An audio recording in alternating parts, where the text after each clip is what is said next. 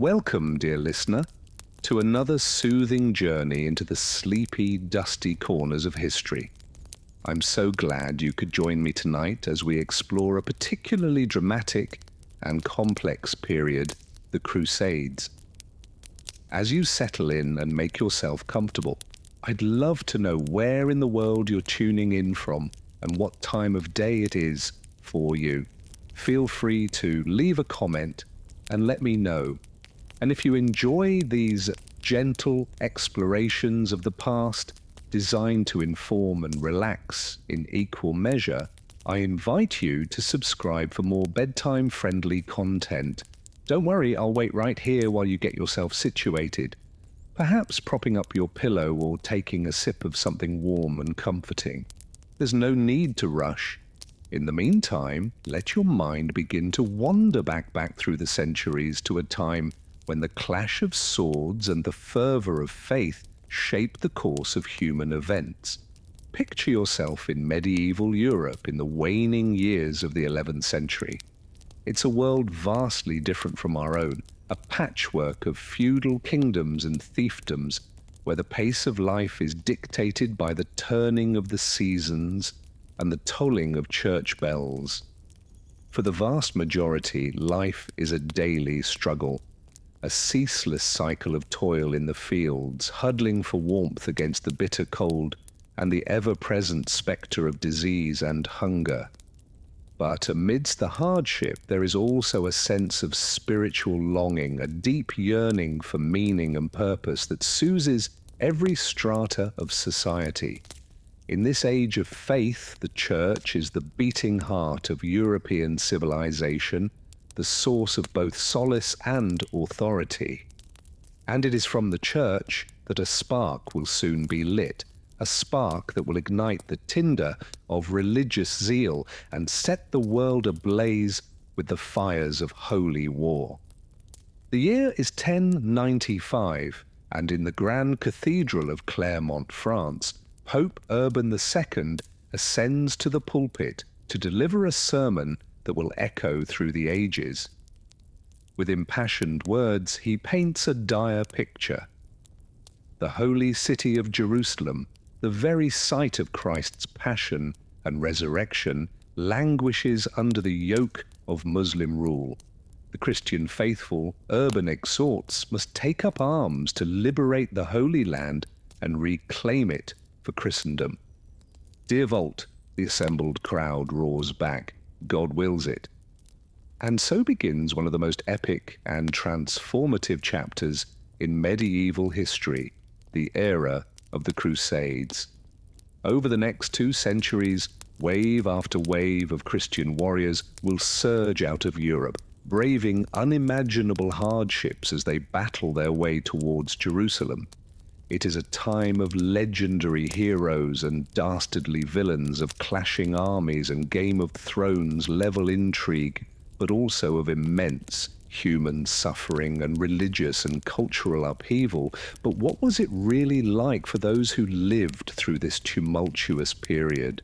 What did it mean for a humble peasant to take up the cross and embark on a perilous journey to an unknown land? How did the lordly knights and clerics who led the Crusades grapple with the immense challenges and contradictions of their mission? And how did the Muslim inhabitants of the Holy Land experience this seismic clash of civilizations? These are just some of the questions we'll be exploring tonight as we delve into the complex and often tragic history of the Crusades. So take a deep breath, let your eyelids grow heavy, and allow yourself to be transported back to a world of chivalry and jihad, of soaring cathedrals and blood-soaked sands. But before we plunge into the heart of our story, let's take a moment to set the stage and examine the deeper currents that gave rise to this world-altering movement. After all, the Crusades didn't emerge from a vacuum. They were the product of centuries of religious, political, and social developments that had been brewing in Europe and the Middle East. To really understand why so many people, from kings and popes to lowly foot soldiers, felt compelled to take up the cross, we need to zoom out and consider the big picture.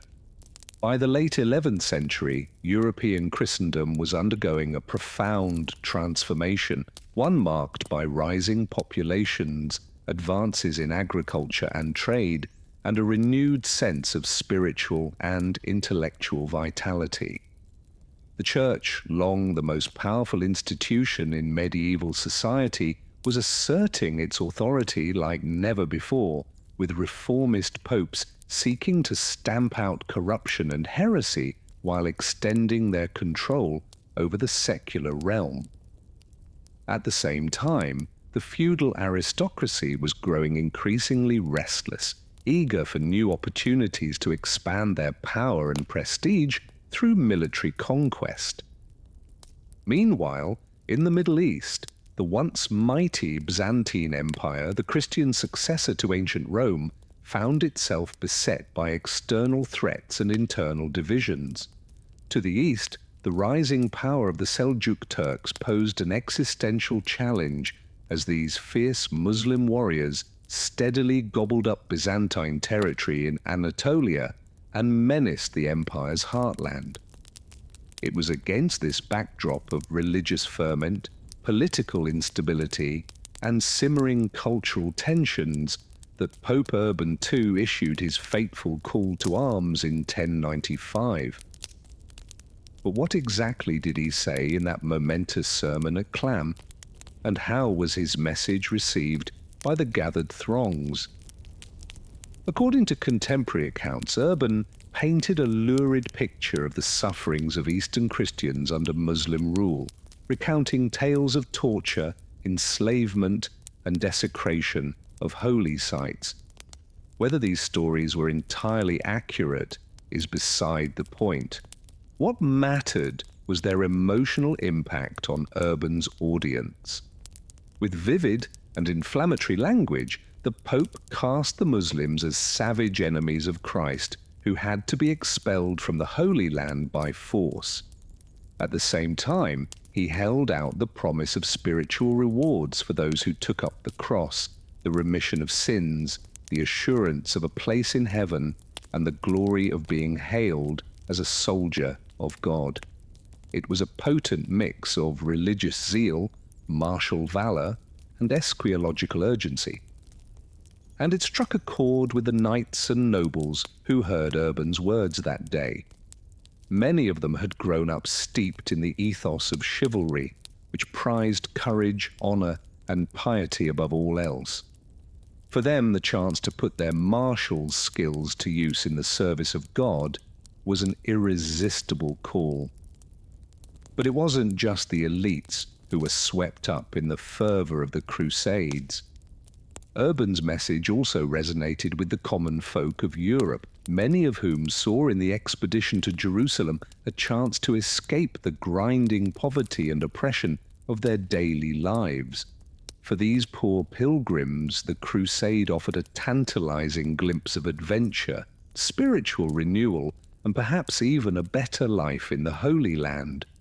Of course, the realities of the First Crusade would prove far harsher and more disillusioning than most of its participants could have imagined. But in that heady moment at Clermont, as the crowds roared their assent and sewed crosses onto their garments, anything seemed possible. The die had been cast, and Christendom was about to embark on a holy war that would shape the course of history for generations to come. As we'll see, the road to Jerusalem was paved with good intentions and a whole lot of blood, sweat, and tears. The Crusaders would face unimaginable hardships and challenges as they battled their way across thousands of miles of hostile territory, from the blistering deserts of Anatolia to the towering walls of the holy city itself. Along the way, they would leave an indelible mark on the lands and peoples they encountered for good and for ill. The Crusades would give rise to new kingdoms, dynasties, and religious orders, while also sowing the seeds of bitter resentment and cultural misunderstanding that would echo down through the centuries. But as we embark on this epic journey into the heart of the medieval world, it's important to remember that the Crusades were fundamentally a human story, one shaped by the dreams, fears, and foibles of countless individuals caught up in the sweep of history. From the lowliest foot soldier to the mightiest sultan, each played their part in this grand and tragic drama. So, as you drift off to sleep, dear listener, let your mind wander back to that distant age of faith and fury when the fate of empires hinged on the clash of swords and the fervor of belief. And as we explore the twists and turns of this incredible story together, remember that even in the darkest and most turbulent of times, the human spirit has always found a way to endure, to adapt, and to hope for a better tomorrow. But for now, let the cares of the modern world fade away and allow yourself to be transported back to the dawn of the Crusades, when a pope's fiery words set the world aflame and changed the course of history forever. There will be plenty of time to unpack the complex legacy of this era in the hours ahead, but first, we must set forth on our journey, one careful step at a time. Our story begins in the bustling ports and pilgrimage routes of Europe, where tens of thousands of men, women, and children are gathering to answer Pope Urban's call. They come from all walks of life, grizzled knights and fresh-faced squires, pious monks and worldly clerics, humble peasants and haughty nobles. Some are driven by genuine religious zeal, while others are more motivated by the promise of adventure, riches, or a chance to start anew in the fabled land of milk and honey. But all are united by a common sense of purpose, a belief that they are embarking on a righteous and necessary mission to reclaim the birthplace of their faith.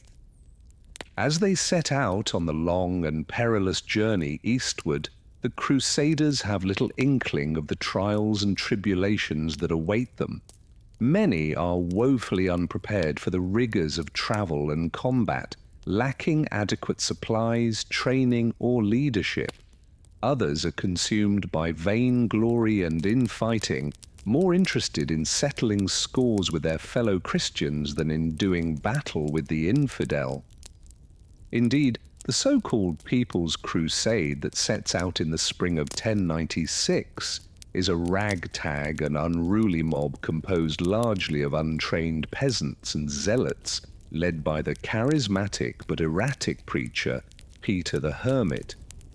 Impatient to reach Jerusalem and claim their heavenly reward, they surge ahead of the main Crusader armies, leaving a trail of chaos and carnage in their wake. Their first victims are the Jewish communities of the Rhineland, who become targets of a vicious campaign of forced conversion, expulsion, and outright massacre. Hundreds, if not thousands, are slaughtered in a frenzy of anti-Semitic violence that will leave a lasting stain on the Crusader movement. But the People's Crusade is just a warm-up act for the main event. The arrival of the great lords and knights of Europe, who have spent months mustering their forces and making preparations for the long march to the Holy Land. Led by seasoned warriors like Godfrey of Bouillon, Raymond of Toulouse, and Bohond of Taranto, these armies are better equipped and disciplined than their peasant counterparts. But they too will face daunting challenges on the road ahead. As the Crusaders make their way across Europe and into Anatolia, they must contend with scorching heat, rugged terrain, and constant harassment from Turkish raiders. Thousands die of thirst, hunger, and disease, while others fall victim to ambushes and skirmishes with the enemy. At times, the journey seems like a waking nightmare, a test of faith and endurance. that pushes the Crusaders to the brink of despair. But through sheer grit and determination and no small amount of brutality and fanaticism, the Crusaders press on, driven by the unshakable conviction that they are doing God's work. When they finally reach the gates of Antioch in the fall of 1097, they are a far cry from the shining knights of legend, battered, bedraggled, and barely clinging to life. Yet even in their weakened state, the Crusaders prove a formidable foe, laying siege to the heavily fortified city with a combination of brute force and cunning strategy. For nearly 8 months, they batter the walls with siege engines and engage in fierce hand-to-hand combat with the Muslim defenders, all while fending off attacks from the surrounding countryside. It is a grueling and bloody affair, one that tests the limits of human endurance and exposes the fault lines within the Crusader camp. Rivalries and resentments simmer beneath the surface as the various lords and factions jockey for power and influence. At times, it seems as though the Crusaders are as much at war with each other as they are with the enemy, but in the end, through a combination of perseverance, treachery, and sheer dumb luck, the Crusaders finally breach the walls of Antioch and pour into the city, unleashing a wave of violence and destruction that will live in infamy. Muslims and Christians alike are put to the sword, their blood running in rivers through the streets.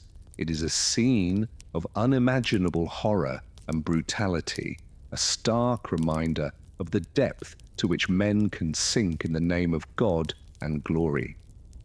Yet even as the Crusaders revel in their hard-won victory, they find themselves facing a new and even more daunting challenge.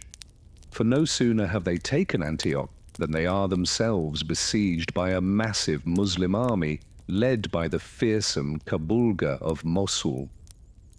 Outnumbered and cut off from supplies, the Crusaders seem doomed to a slow and agonizing death. But in their darkest hour, they experience what can only be described as a miracle.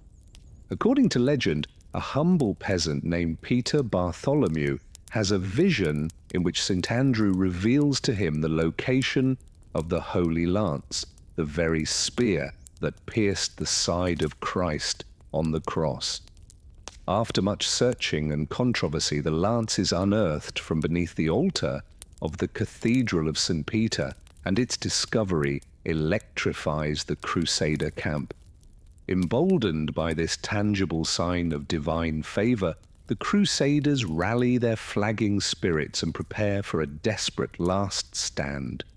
On June 28, 1098, they march out of the city gates to face Kaboga's army. The Holy Lance borne aloft by the papal Leotimar of Louis. What follows is one of the most remarkable battles in the history of the Crusades, as the outnumbered and exhausted Franks somehow managed to rout the Turks and send them fleeing in disarray.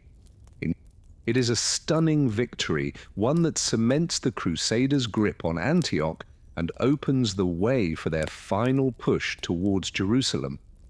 But it also comes at a terrible cost, as disease and hunger continue to ravage the Christian ranks. By the time they set out on the last leg of their journey in the spring of 1099, the Crusaders are a mere shadow of their former selves, a ragged band of survivors driven more by desperation than by faith or chivalry. As they make their way down the coast of Palestine, the Crusaders face one last great obstacle: the heavily fortified city of Jerusalem, the ultimate prize of their long and bloody campaign. For weeks they lay siege to the city, pounding its walls with catapults and battering rams while fending off fierce counterattacks from the Muslim defenders. It is a brutal and unforgiving struggle, one that pushes the Crusaders to the very limits of their endurance.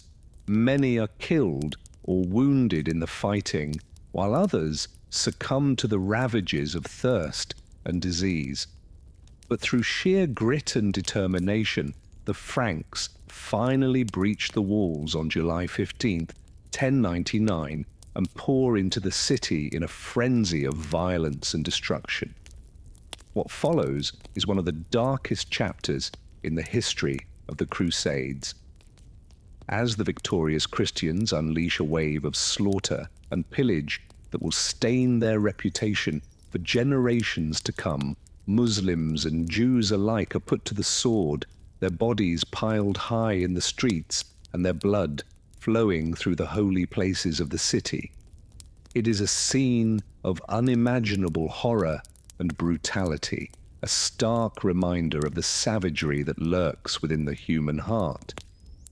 Yet even in the midst of this orgy of violence, there are moments of transcendent beauty and spiritual ecstasy. As the Crusaders kneel in prayer before the Holy Sepulchre, the tomb of Christ himself, they are overcome with a sense of awe and wonder, a feeling that all their trials and sacrifices have been worth it for this one shining moment of grace. In the aftermath of the conquest, the Crusaders set about establishing their rule over the Holy Land, carving out a patchwork of feudal states that will become known as Outram, the land beyond the sea. It is a precarious and often chaotic existence, one marked by constant warfare, political intrigue, and cultural clash. For the Muslim inhabitants of the region, the Crusader presence is a bitter pill to swallow, a reminder of their own weakness and humiliation. Many are forced to flee their homes or convert to Christianity under duress, while others live in a state of uneasy coexistence with their new overlords. Yet despite the many challenges and contradictions of Crusader rule, there are also moments of genuine cross-cultural exchange and accommodation. In the bustling ports and markets of the Levant, Franks and Muslims rub shoulders and trade goods, while in the great halls and courtyards of the Crusader castles, knights and ladies mingle with Arab poets and scholars. It is a complex and often confounding world, one in which the lines between friend and foe, sacred and profane, the tides of history had shifted, and the Crusade estates found themselves beset on all sides.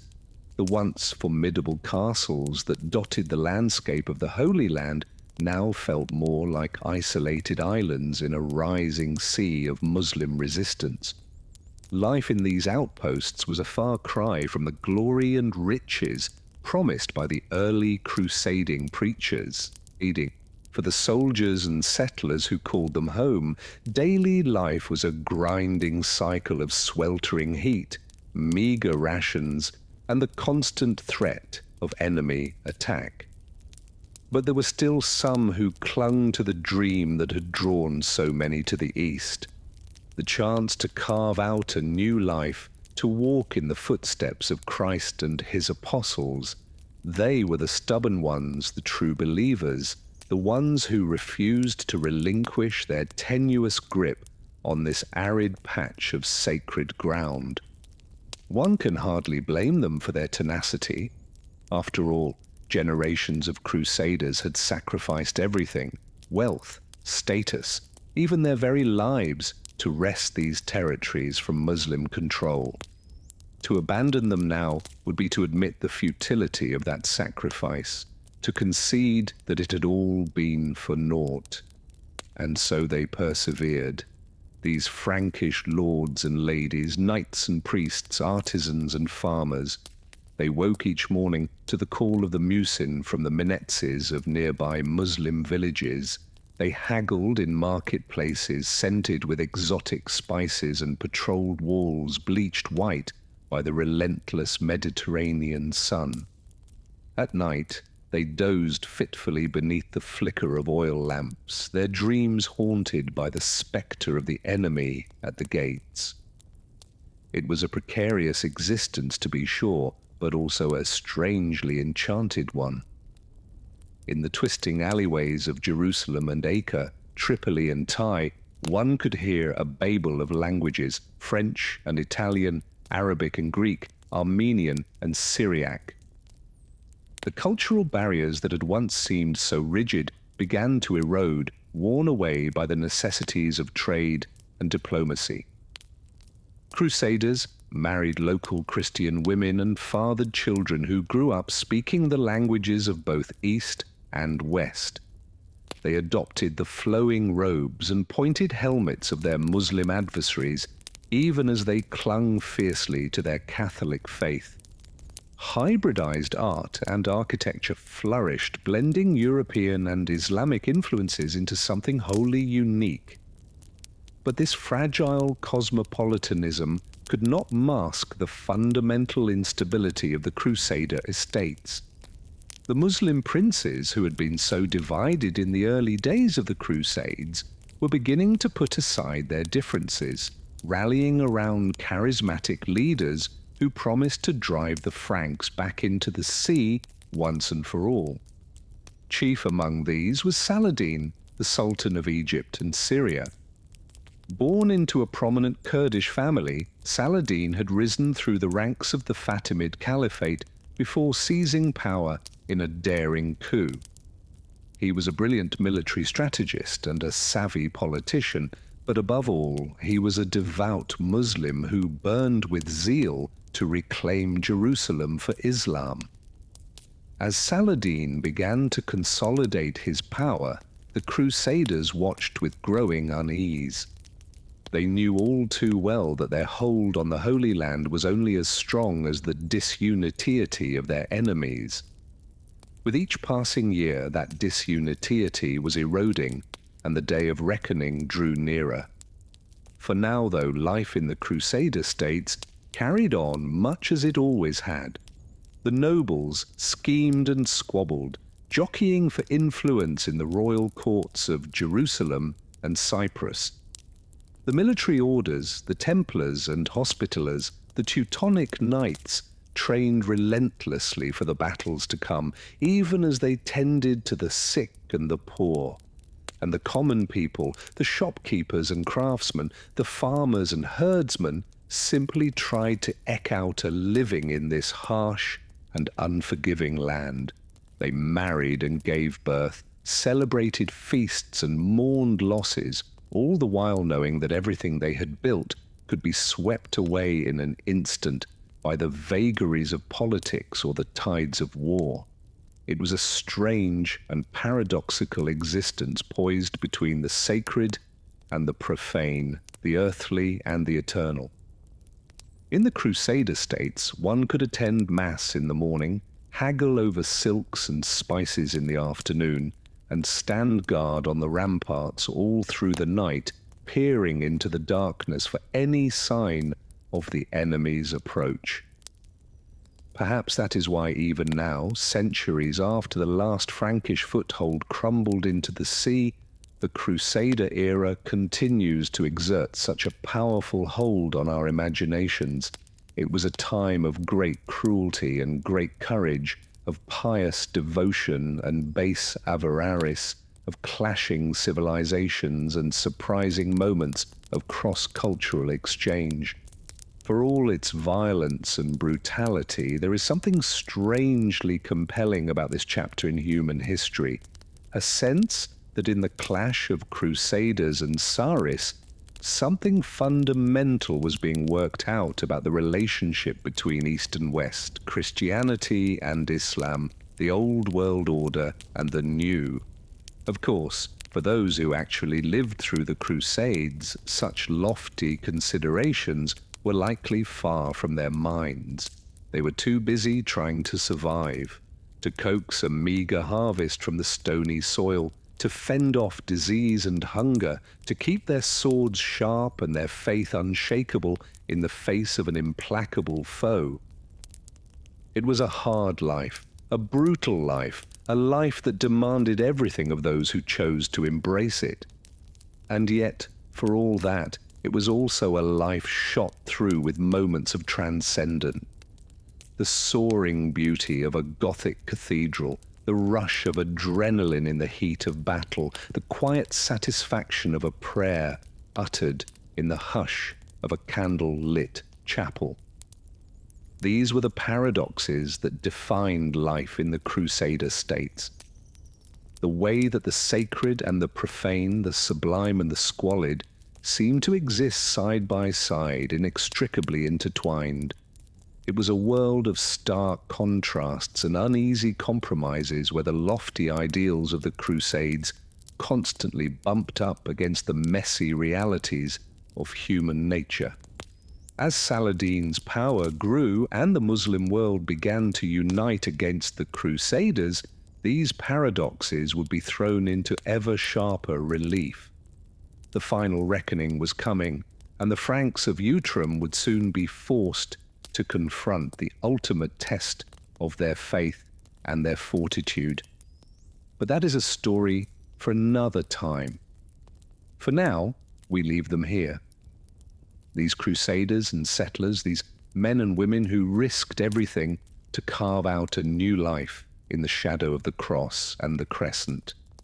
They were a flawed and fallible lot, to be sure, driven by greed and ambition as much as by piety and zeal. And yet there is something strangely admirable about their tenacity, their stubborn refusal to surrender the dream that had drawn them to this far-off corner of the world.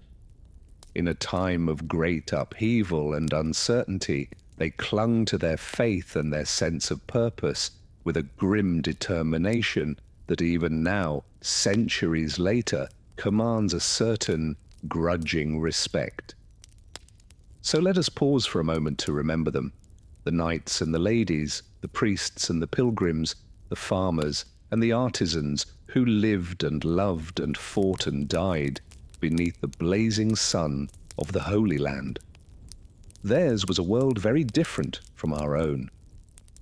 And yet, in their struggles and their sacrifices, their triumphs and their failures, we may just catch a fleeting glimpse of our common humanity. As Richard the Lionheart's forces sailed across the Mediterranean, they must have felt a profound mix of anticipation and dread. The journey itself was an immense undertaking.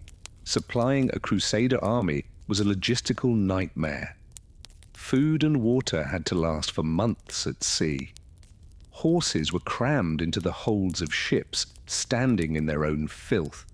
Many animals died in transit, and a sizable number of men, too, succumbing to disease or malnutrition before they even reached the shores of the Holy Land.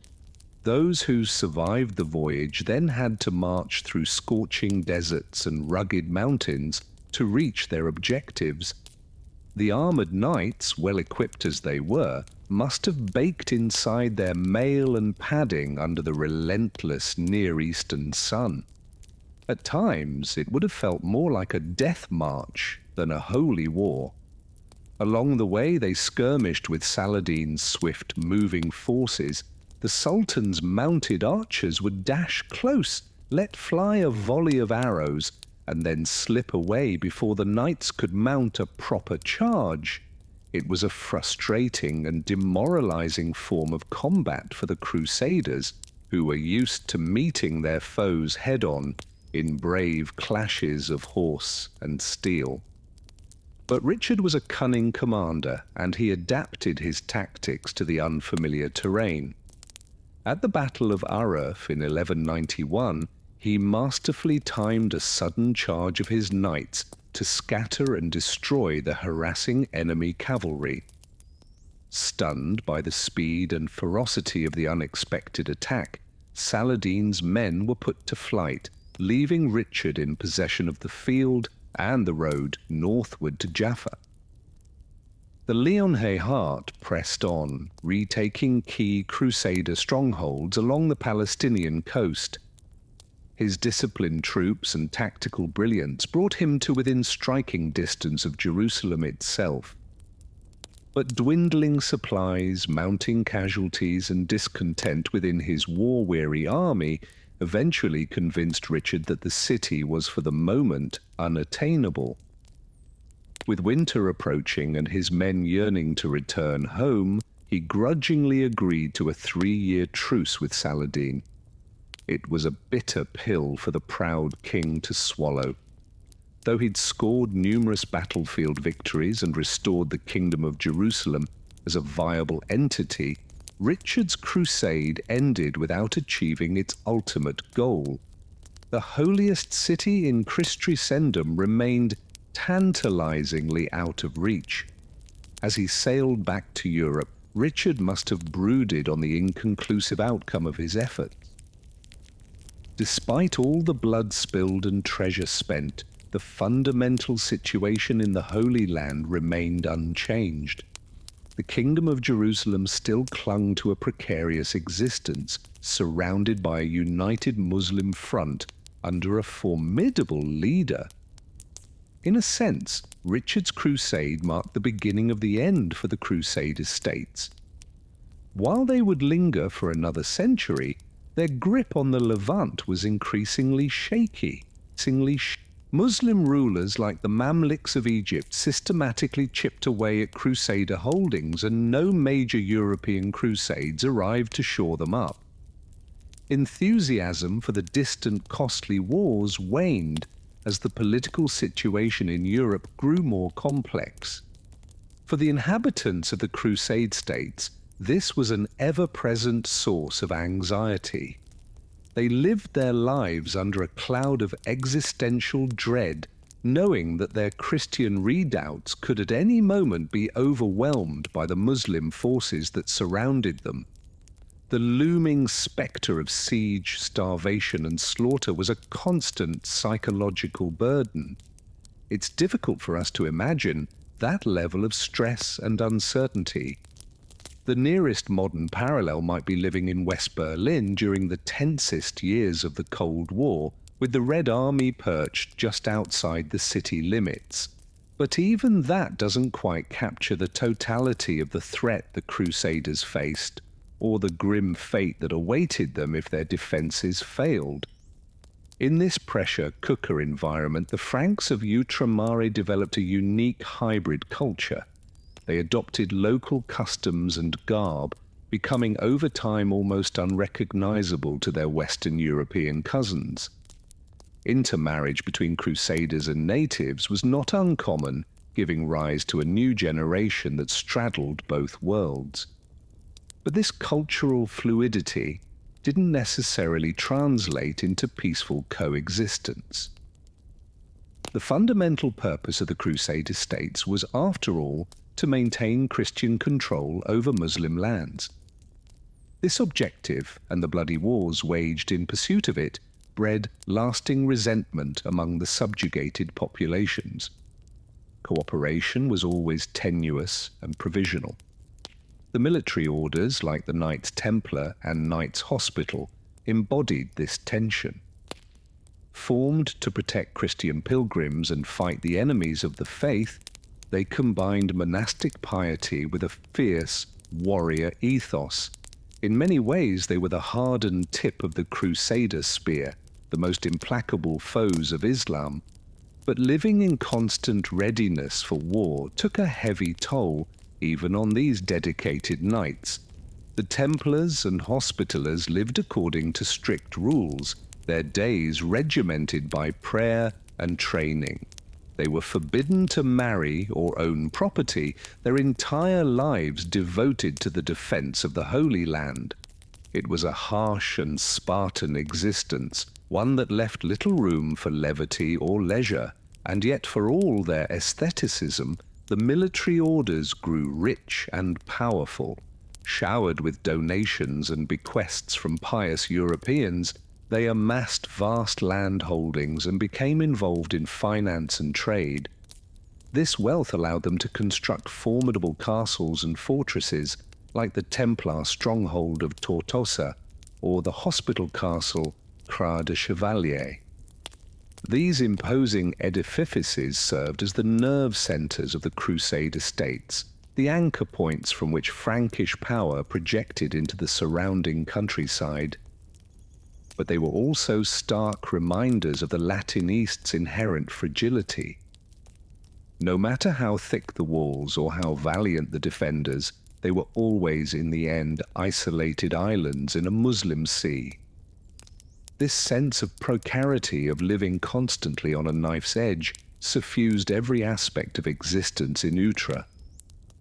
It was there in the hushed prayers of the monks and nuns pleading for God's protection.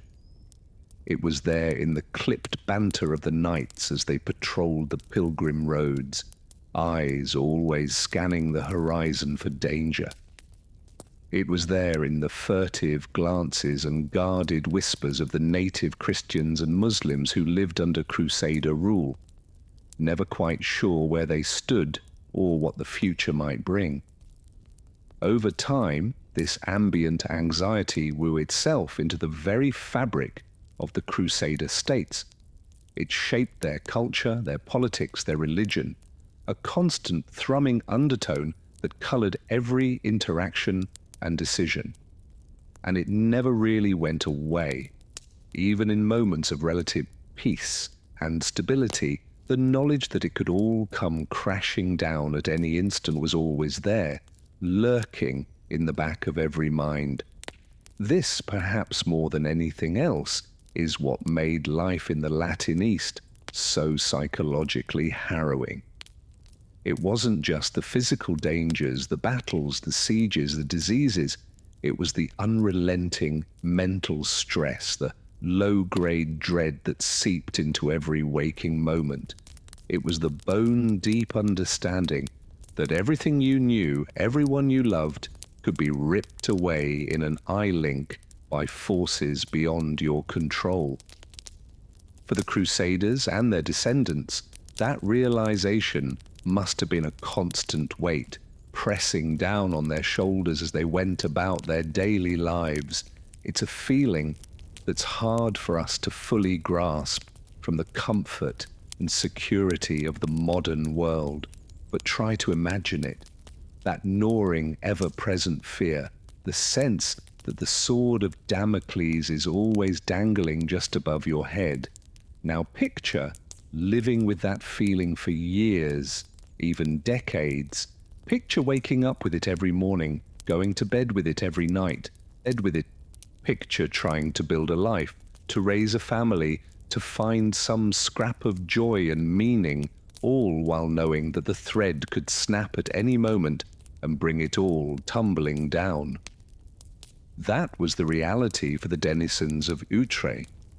That was the psychological toll of living on the perpetual front lines of a holy war.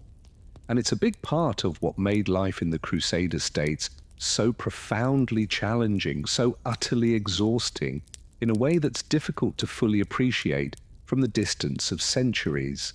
As we sift through the grand sweep of events, the battles, the treaties, the shifting tides of history, it's easy to lose sight of this human dimension, the day-to-day lived experience of the people who called these embattled realms home. But it's a crucial part of the story, and one that deserves to be remembered and reckoned with, because in the end, that's what history is really about. Not just the marquee names and momentous dates, but the ordinary men and women who lived and struggled and died in times so very different from our own. To fully understand the past, we have to try to see through their eyes, to feel the world as they felt it. And when we do that, when we really try to immerse ourselves in the reality of life during the Crusades, one thing becomes abundantly clear. It's sucked in ways that are hard for us to even conceive of, let alone endure. But endure they did for generations in the face of challenges that would break most of us. They built lives and forged identities in the crucible of constant conflict, carving out a tenuous existence between the hammer of the West and the anvil of the East.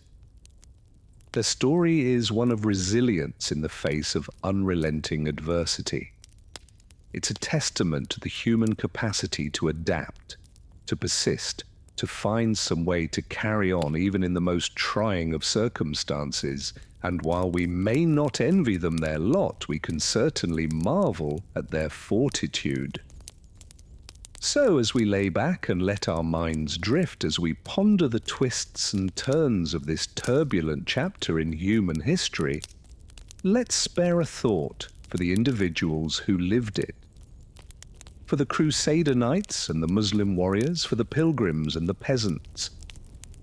For all those caught up in the tides of holy war, their lives were hard in ways that are difficult for us to grasp.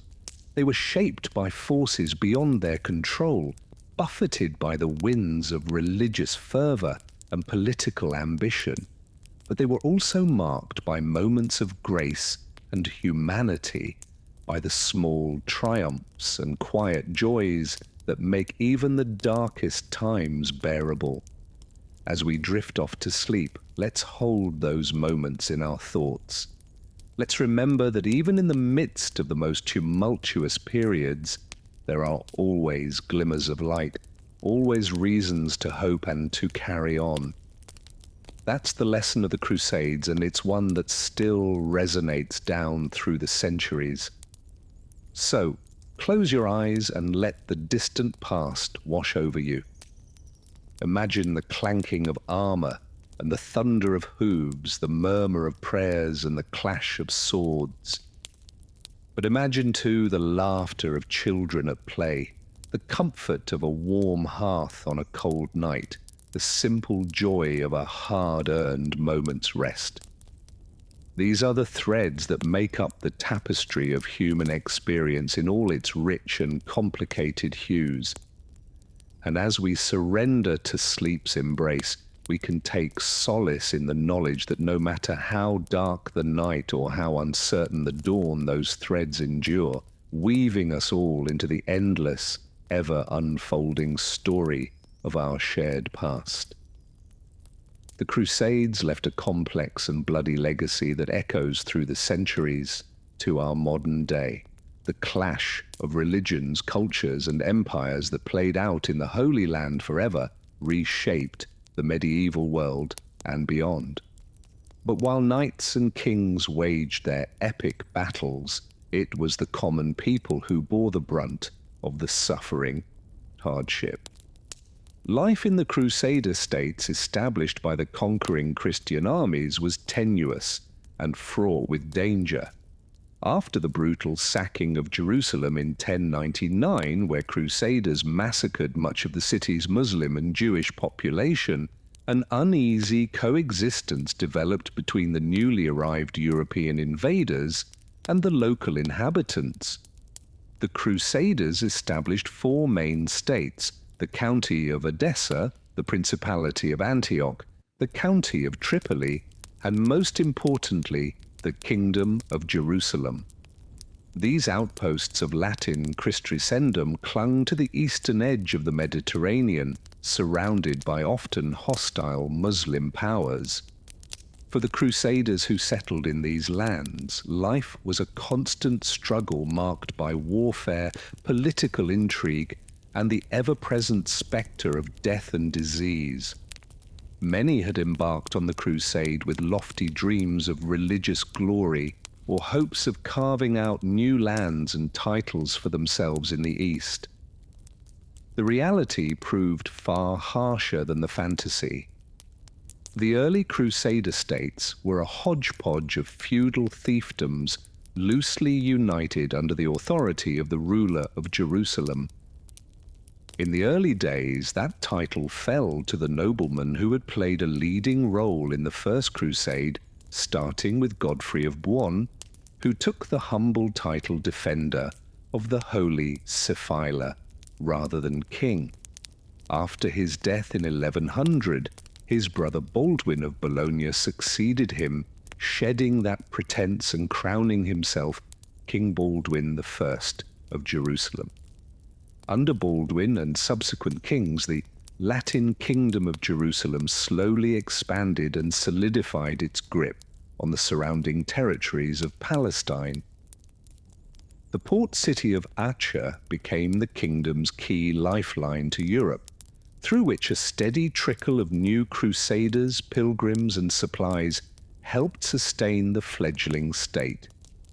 Despite these reinforcements, the crusaders were always a minority in the lands they ruled, heavily outnumbered by the native Muslim, Jewish, and Eastern Christian populations. Out of necessity, a system of uneasy coexistence and compromise developed with the Crusaders, relying on local manpower and know-how to maintain their kingdoms. It was a cultural melting pot, but one often marked by simmering resentments, misunderstandings, and the constant threat of violence bubbling over. For the knights and nobles who formed the backbone of the Crusader kingdoms, life revolved around martial pursuits. Frequent skirmishes and clashes with neighboring Muslim powers were a fact of life, with the heavily armored mounted knights of the Crusaders often proving a formidable force on the battlefield. When not fighting, these warrior elites whiled away their days in the grand Crusader castles dotting the landscape, practicing their combat skills, hunting, feasting, and politicking amongst themselves. It was a closed society still steeped in the feudal traditions of Europe, where noble birth and prowess at arms counted for everything. Towering figures like Baldwin II, who ruled Jerusalem from 1118 to 1131, embodied the martial spirit of the Crusader nobility. A veteran of the First Crusade, Baldwin spent much of his reign locked in constant struggle against the kingdom's Muslim neighbors, clashing with the Seljuk Turks and the Fatimids of Egypt. His capture by the Turks in 1123 threw the kingdom into crisis, and he languished in their prisons for a year before his release was secured through the payment of a hefty ransom. It was a reminder of the precarious position of the Crusader states. Perched on a knife edge of survival at the mercy of the shifting power dynamics of the region, the kingdom relied on a network of imposing castles and fortified cities to defend its borders and maintain its grip on the territory. The most famous of these was Crac de Chevalier, a massive hilltop fortress in Syria that served as the headquarters of the Knights Hospital military order. Rising from the surrounding plain like a great stone sentinel, Crac Chevalier was a symbol of Crusader might and a bastion against the kingdom's enemies. Its towering walls and labyrinthine defences could house a garrison of up to 2,000 men, with storerooms and systems designed to withstand long sieges. Life within the castle was Spartan and martial. The days marked by drills, patrols, and preparation for the near-constant fighting. For the rank and file soldiers and the common people living under Crusader rule, day-to-day survival was even more precarious. The region was prone to drought and famine, and the shifting front lines of the conflict often devastated crops and livestock. Disease was another ever-present killer, with outbreaks of dysentery, typhoid, and other ailments regularly sweeping through the crowded cities and military camps. Despite the hardships, the Crusader states clung on and even prospered for a time. The key port cities of Acre, Tai, and Jaffa thrummed with commercial activity, serving as trade hubs between Europe and the Eastern markets. Italian merchant republics like Genoa and Venice established a lucrative presence, and grand churches and palaces sprang up alongside the mosques and synagogues of the local populations. It was a fragile equilibrium, though, forever threatened by the spectre of renewed warfare. That danger crystallized in the form of Saladin, the Kurdish Muslim ruler who rose to power in Egypt and Syria in the 1270s. A brilliant military leader and a savvy politician, Saladin united the fractious Muslim powers under his banner and set his sights on the Crusader kingdoms. The stage was set for a titanic clash of arms and faiths that would shake the foundations of the Crusader presence in the Holy Land for the common people caught in the middle. It promised only a renewal of the suffering, hardship, and death that had marked the Crusades from the very start. The dream of Jerusalem, that shining city on a hill that had drawn so many to the eastward march, remained as elusive and blood-stained as ever. As the 13th century dawned, the Crusader states were in a precarious position. The Muslim world, once divided and fractured, was increasingly united under powerful leaders like the Orbid Sultan Al-Adil. The Kingdom of Jerusalem, the beating heart of the Crusader presence in the Holy Land, was reduced to a narrow strip along the Mediterranean coast. Its capital, the holy city of Jerusalem, had been lost to Saladin's forces decades prior and remained firmly in Muslim hands. For the Europeans living in Utrama, life was a constant struggle. The Crusader states were surrounded by hostile enemies, with the ever-present threat of invasion and conquest looming on the horizon. The castles and fortified cities that dotted the landscape were not just symbols of Crusader power, but vital strongholds in the fight for survival. Inside their walls, daily life was shaped by the realities of being a small Christian minority in a predominantly Muslim region. The Crusaders themselves were a diverse lot hailing from across Europe. From the Norman knights of England and France to the Germanic warriors of the Holy Roman Empire, they were united by their faith and their commitment to defending the Holy Land. But divisions simmered beneath the surface. Rivalries between different Crusader factions, between the military orders like the Templars and Hospitallers, and between the Crusader states themselves, all threatened to undermine their common cause. For the average person living in a Crusader city like Acre or Tai, life was a mix of the familiar and the exotic. The narrow streets were lined with a mix of European-style churches and shops alongside Middle Eastern bazaars and mosques. The sounds of church bells mingled with the Muslim call to prayer, while the scent of spices and incense filled the air. It was a vibrant cultural melting pot, but one always simmering with tension and the potential for conflict. Beyond the city walls, the countryside was a patchwork of fortified villages and manors where Crusader lords oversaw the farming of wheat, barley, and other crops. Pilgrims from Europe making the long and perilous journey to the Holy Land were a common sight on the roads. So too were heavily armed bands of Crusader knights patrolling the borders and prepared for battle at a moment's notice. Despite the ever-present danger, there were moments of uneasy peace and even cooperation between the Crusaders and their Muslim neighbors.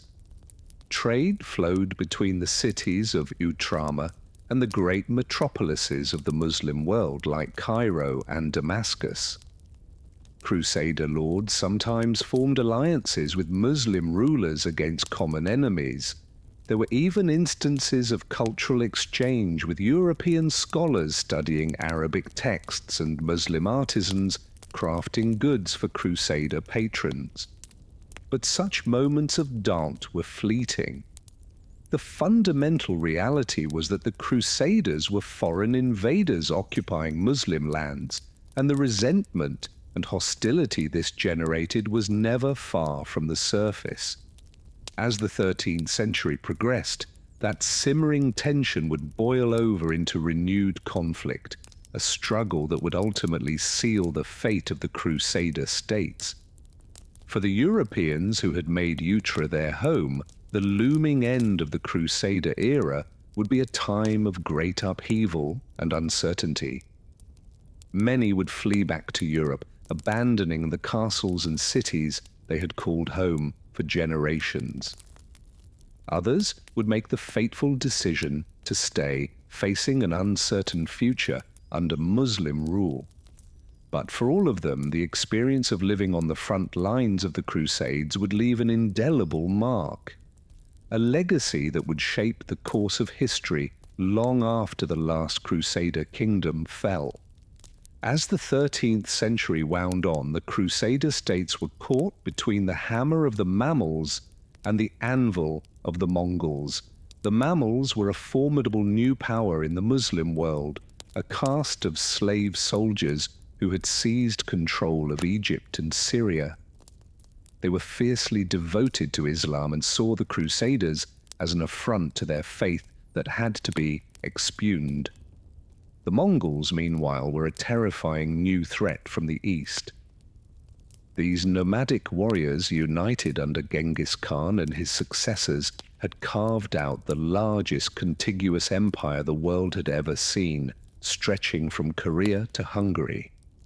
In the 1250s, they smashed into the Middle East, sacking Baghdad and threatening to overrun the entire region. Caught between these two juggernauts, the Crusader states faced an existential crisis. The Mongols were seen by some as potential allies against the Muslims, a force that could break the power of Islam and restore Christian control of the Holy Land. Envoys were sent to the Mongol court, and there was even talk of an alliance, but the Mongols were fickle friends. They were just as happy to sack Christian cities as Muslim ones, and their ultimate loyalty was to their own empire, not the cause of the Crusades. In the end, the Mongols would retreat back to Persia, leaving the Crusaders to face the Mamluks alone. The fall of the Crusader states was a slow but inexorable process. One by one, the great castles and cities fell to the Mamluks. The city of Antioch, once a bastion of Crusader power, was captured in 1268. The mighty Crac de Salier, the headquarters of the Knights Hospitaller, fell in 1271st Acre. The last major Crusader stronghold held out until 1291, but its fall marked the effective end of the Crusader presence in the Holy Land. For the people living in these final days of the Crusader states, it was a time of desperation and despair. The once proud Crusader knights were reduced to ragged bands, clinging to their last strongholds. The great castles that had seemed so impregnable were now death traps, cut off and surrounded by enemy forces. As the Mamluks closed in, there were scenes of chaos and panic. Crowds of desperate civilians sought refuge within the city walls, while the remaining Crusader defenders prepared for the final onslaught. In Acre, as the Mamluks breached the walls, there was a mad scramble to escape by sea. Ships were crammed with refugees, while others drowned trying to swim to safety.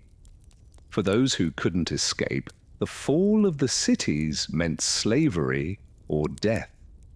The Mamelukes were not known for their mercy, and they saw the Crusaders as an enemy to be utterly destroyed. In the aftermath of each conquest, there were mass executions and enslavements. The once thriving Christian communities of the Levant were decimated, never to recover. The fall of Acre in 1291 marked the end of an era. For nearly 2 centuries, the Crusader states had been a fixture of the Middle Eastern landscape, a European foothold in the heart of the Muslim world. Their fall was a seismic event, one that reshaped the political and religious map of the region.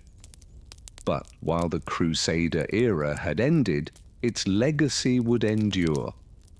The memory of the Crusades would continue to shape relations between the Christian West and the Muslim world for centuries to come.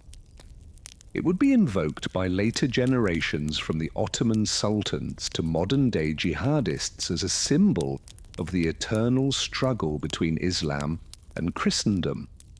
For the people who lived through the Crusades, however, it was not a matter of grand historical narratives or religious symbolism.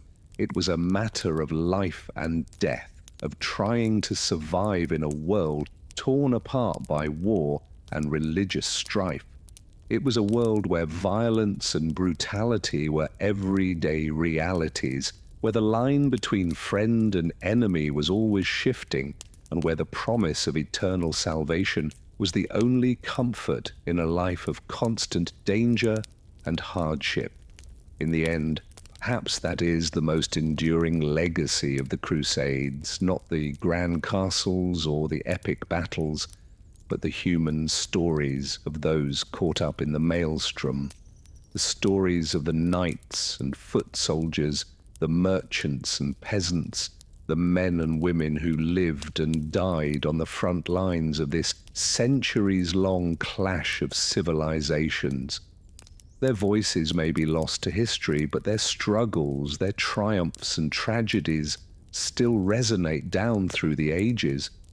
They remind us of the human cost of war and the enduring power of faith, even in the darkest of times, and they stand as a testament to the resilience of the human spirit, even in a world where life was often, as Hobbes would later put it, nasty, brutish, and short.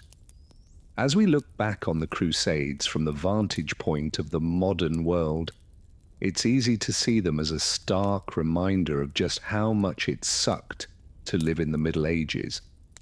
But perhaps they also offer a lesson for our own time. A reminder that even in the face of seemingly insurmountable odds, humanity has always found a way to endure, to adapt, and to hope for a better tomorrow.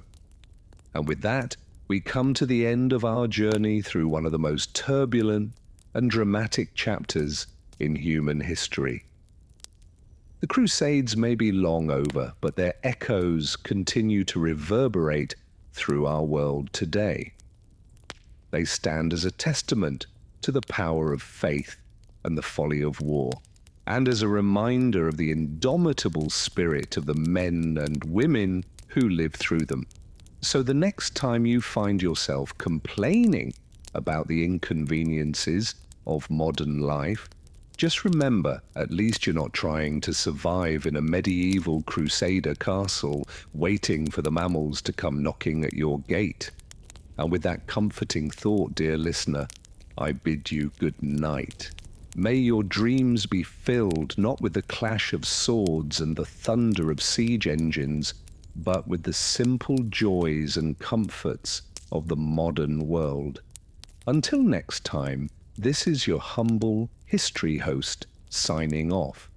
The Third Crusade was a titanic clash of egos, religions, and cultures that would shape the future of the Holy Land for generations.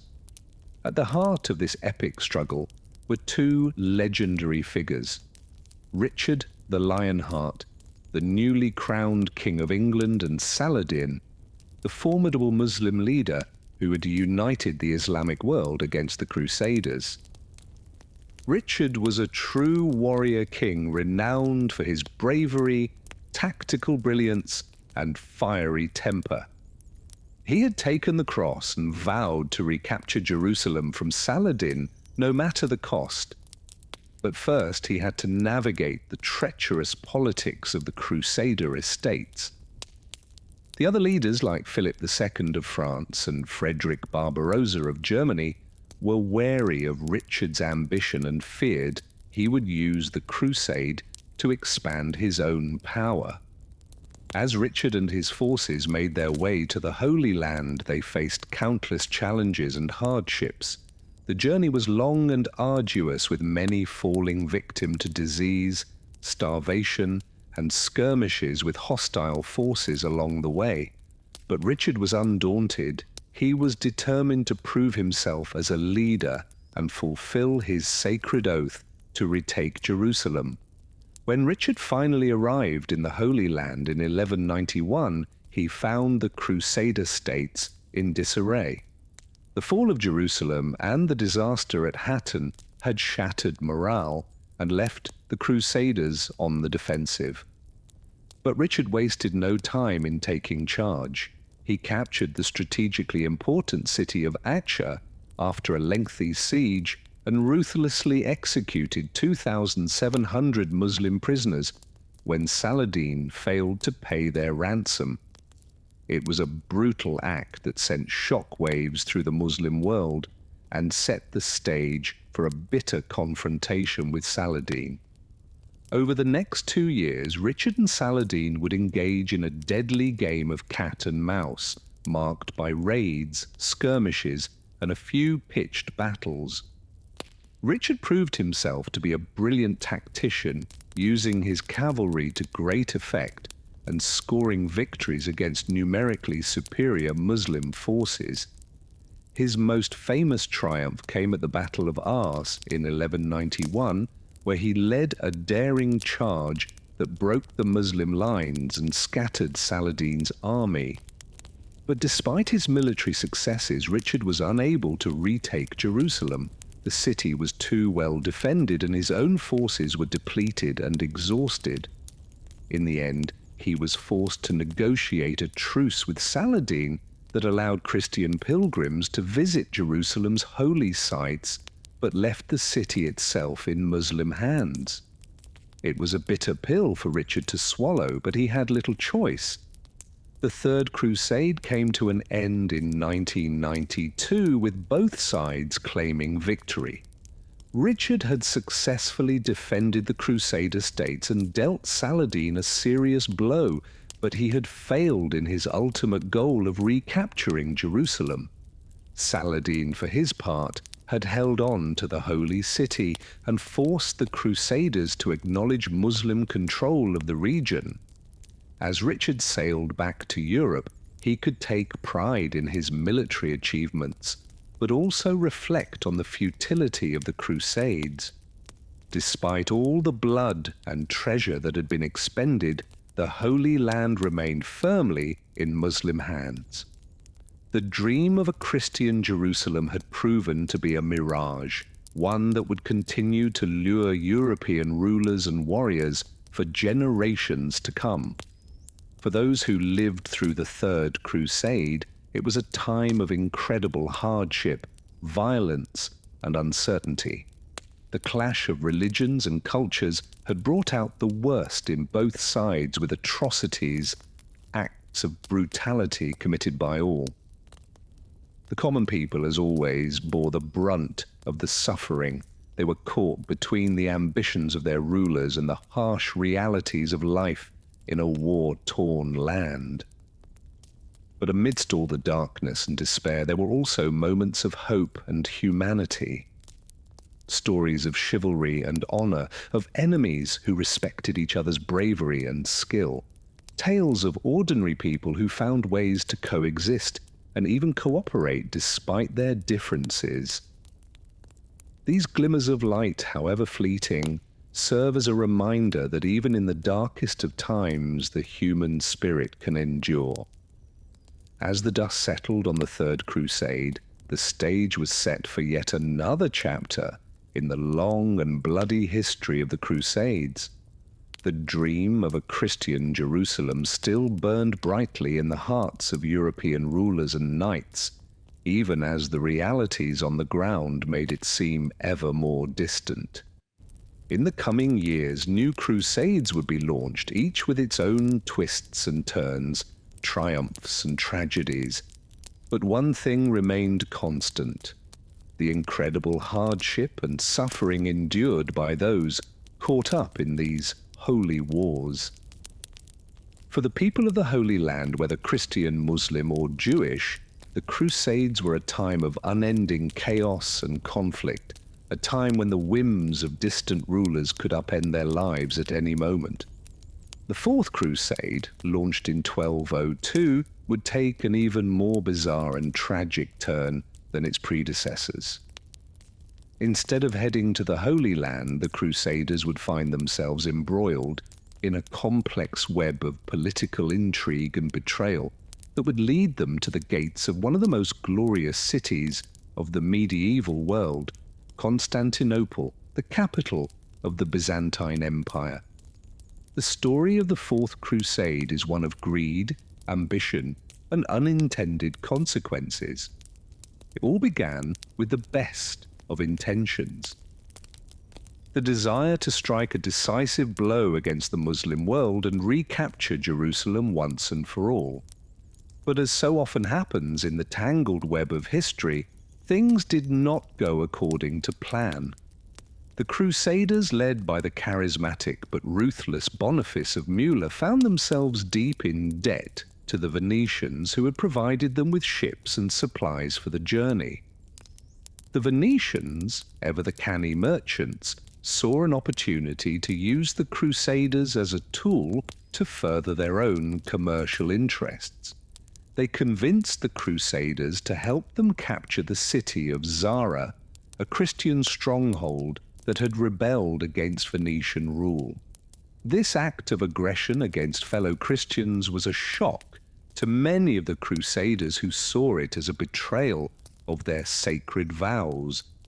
But Boniface and the Venetians were just getting started, and they soon hatched an even more audacious plan to use the Crusaders to overthrow the Byzantine emperor and place a puppet ruler on the throne who would be more amenable to Venetian interests. The result was a shocking and unprecedented attack on Constantinople, the greatest city of the Christian world. In April 1204, the Crusaders stormed the city walls and unleashed a wave of violence and destruction that would leave the Byzantine Empire shattered and vulnerable. For 3 days, the city was subjected to a brutal sacking, with churches desecrated, treasures looted, and civilians massacred. The fall of Constantinople sent shockwaves throughout the Christian world.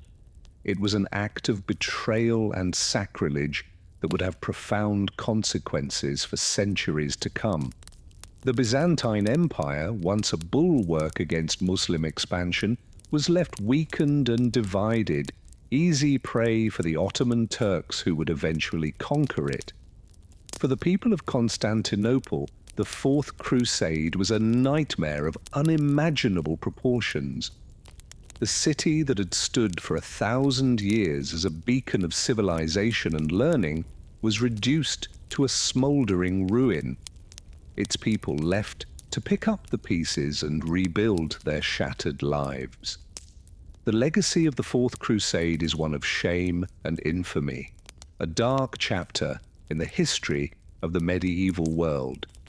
It stands as a cautionary tale about the dangers of religious fanaticism, political opportunism, and the unintended consequences of war. But even as the embers of Constantinople smouldered, the dream of a Christian Jerusalem still burned brightly in the hearts of European rulers and knights. The Crusades would continue for another century, with new armies marching forth to do battle in the Holy Land. Yet, as the years passed, the realities on the ground began to shift. The Muslim world, once divided and vulnerable, was beginning to unite under a new generation of powerful and determined leaders. The rise of the Mamluk Sultanate in Egypt would prove to be a turning point in the long struggle for control of the Holy Land. The Mamluks were a formidable military force made up of highly trained slave soldiers who were fiercely loyal to their rulers. Under the leadership of brilliant commanders like Bibars and Calawan, they would deal a series of crushing defeats to the Crusaders, slowly but surely pushing them back to the coast. The final nail in the coffin of the Crusader states would come in 1291 with the fall of the city of Acre. This last stronghold of the Crusaders had been under siege for months, its defenders holding out against impossible odds. But in the end, the Mamluk forces proved too strong, and the city fell in a bloody and brutal assault. The fall of Acre marked the end of an era, the final gasp of the Crusader dream in the Holy Land. For nearly 2 centuries, European knights and soldiers had fought and died on the dusty plains and rocky hills of Palestine, driven by a powerful mix of religious zeal and political ambition. But in the end, the realities on the ground had proven too much to overcome. For the people of the Holy Land, both Muslim and Christian, the end of the Crusades brought a measure of relief, a chance to rebuild and heal after generations of conflict and chaos. But the scars of those wars would linger for centuries, shaping the politics and culture of the region in ways that are still felt to this day. As we look back on the Crusades from the distance of centuries, it is easy to see them as a grand and epic struggle, a clash of civilizations that helped to shape the course of history. But for the people who lived through them, for the farmers and merchants, the soldiers and civilians caught up in the maelstrom of war, they were a time of incredible hardship and suffering, a reminder of the cruelty and brutality that humans are capable of inflicting on one another. In the end, perhaps the most enduring legacy of the Crusades is the lesson they teach us about the dangers of religious fanaticism and the futility of trying to impose one's beliefs on others through force of arms.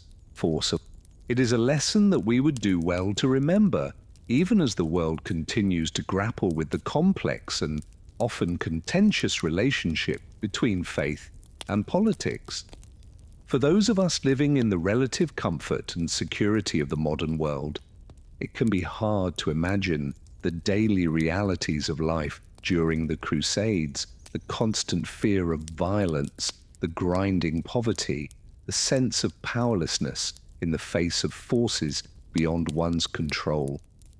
But by trying to understand and empathize with the experiences of those who came before us, we can gain a deeper appreciation for the resilience and courage of the human spirit, even in the darkest of times. So let us remember the Crusades not just as a grand and sweeping historical narrative, but as a deeply human story, one that speaks to the enduring struggles and triumphs of the human condition. And let us hope that by learning from the mistakes of the past, we can build a future that is more just, more compassionate, and more peaceful for all. Ah, yes, the Knights Templar and Hospitaller. Now there's a tale steeped in equal measures intrigue and brutality. These military orders arose out of the fervent religious zeal of the Crusades, dedicated to the noble cause of protecting pilgrims in the Holy Land. But much like a sword forged in holy purpose, their shining ideals would soon be tarnished by the grim realities of war and politics. Founded in the early 12th century, the Knights Templar began as a small group of warrior monks sworn to poverty, chastity, and obedience. Their original task was to escort Christian pilgrims safely through the treacherous roads of Outram. But as the Crusades raged on and the coffers of Europe opened wide, the Templars found themselves transformed from humble protectors into a formidable military force and an even more formidable financial power. Across the Crusader states, majestic fortresses sprung up bearing the Templar cross, standing as stone sentinels over strategic roads and ports. Within their walls, knight and sergeant alike trained relentlessly in the art of war, honing their skills with sword, lance, and crossbow. On the battlefield, their discipline and ferocity was the stuff of legend, their white surcoats emblazed with the blood-red cross, striking fear into the hearts of their enemies. But it was not just in martial prowess that the Templars excelled. As their wealth and influence grew, so too did their role as financial brokers for the crowned heads of Europe. pilgrims entrusted their valuables to Templar treasuries, and a letter of credit from a Templar precept was as good as gold from London to Jerusalem. Kings and popes alike sought their counsel and their loans, yet for all their power and prestige, the Templars were not immune to the swirling currents of politics and greed. Rumours of secret rituals and heretical practices began to dog their steps, fueled by envy of their riches and mistrust of their secrecy. And when the tide of the Crusades finally turned, washing away the Crusader kingdoms like so many sandcastles, the Templars found themselves adrift in a world that had little use for holy warriors. The fall of Acre in 1291 sounded the death knell for the Templars' original mission, and less than 2 decades later the order would meet a grim fate at the hands of a French king hungry for their wealth and a pope eager to assert his authority. Arrested on charges of heresy, blasphemy, and all manner of depravity, scores of Templars faced imprisonment, torture, and death by fire. The Knights Hospitaller, meanwhile, fared somewhat better in the shifting winds of fate. Like their Templar brethren, they began as caregivers, tending to the sick and wounded in the Hospital of St. John in Jerusalem. But they too took up the sword in defense of the Holy Land, earning renown for their bravery and skill at arms. After the fall of Acre, the Hospitallers retreated to the island of Cyprus, then on to the island of Rhodes, where they established a new stronghold and a formidable naval presence. For over 2 centuries, they held sway over the eastern Mediterranean, their galleys patrolling the sea lanes and engaging in daring raids against Ottoman ports. But the inexorable advance of the Ottoman Empire could not be held at bay forever. In 1522, after a 6-month siege, the Hospitallers were forced to surrender Rhodes and withdraw once more, this time to the island of Malta. There they would make their final stand, withstanding a massive Ottoman invasion in the Great Siege of 1565 and cementing their legend as the stalwart defenders of Christrizendum.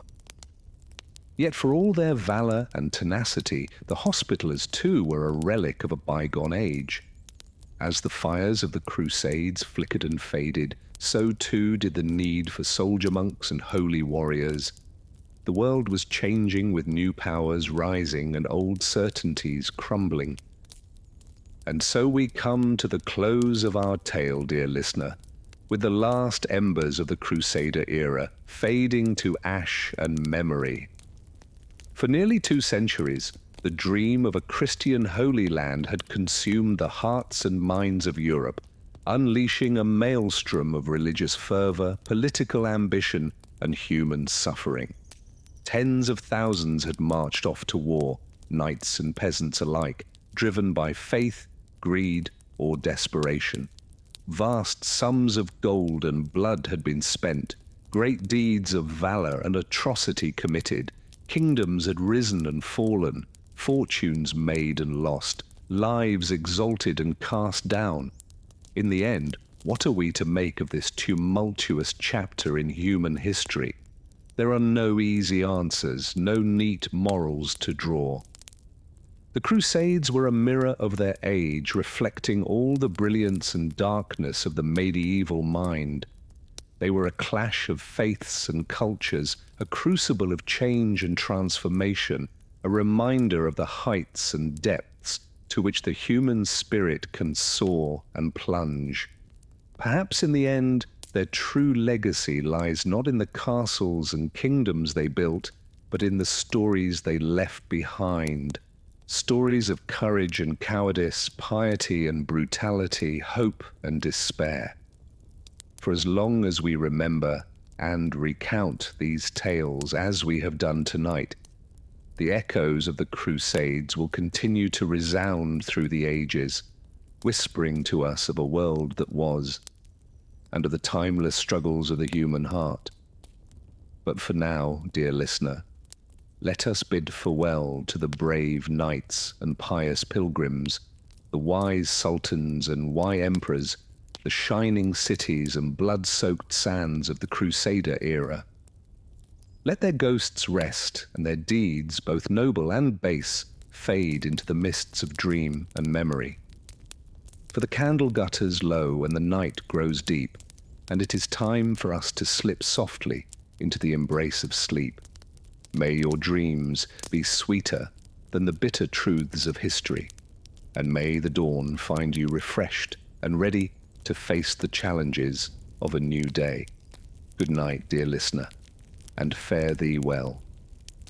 As the dust settled from the fall of Acre in 1291, the last major stronghold of the Crusader states, it marked the end of an era that had begun nearly 2 centuries earlier with the impassioned call to arms by Pope Urban II. The dream of Christian kingdoms in the Holy Land had finally been extinguished. For the inhabitants of the Crusader states known as Outramare, or the land beyond the sea, it was a bitter and ignominious end to a way of life that had always been fraught with danger and uncertainty. The final siege of Acre had been a desperate and bloody affair, with the city's defenders holding out for weeks against the overwhelming forces of the Mamluks. When the city's walls were finally breached, the streets ran red with blood as the victorious Mamluks slaughtered the remaining inhabitants. Men, women, and children were put to the sword or sold into slavery. Their fates a grim echo of the sacking of Jerusalem by the Crusaders themselves nearly 200 years before. For the Crusaders who managed to escape the carnage and sail away from the smoking ruins of Acre, it must have been a moment of profound despair and disillusionment. The dream of Christendom triumphant in the Holy Land, which had sustained them through countless battles and hardships, had proven to be a chimera. Many must have wondered what it had all been for: the lives lost, the treasure spent, the years of toil and bloodshed.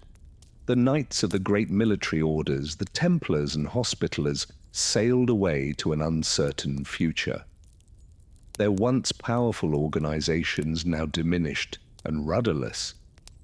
But while the fall of Acre marked the end of the Crusader era, the impact and legacy of the Crusades would endure for centuries to come. The 200 years of Crusader presence in the Levant had left an indelible mark on the region's culture, society, and politics.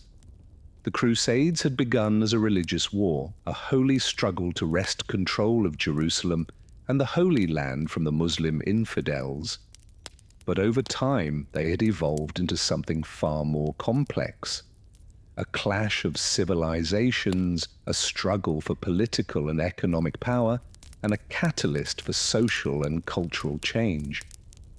On a political level, the Crusades had a profound impact on the balance of power in the medieval world.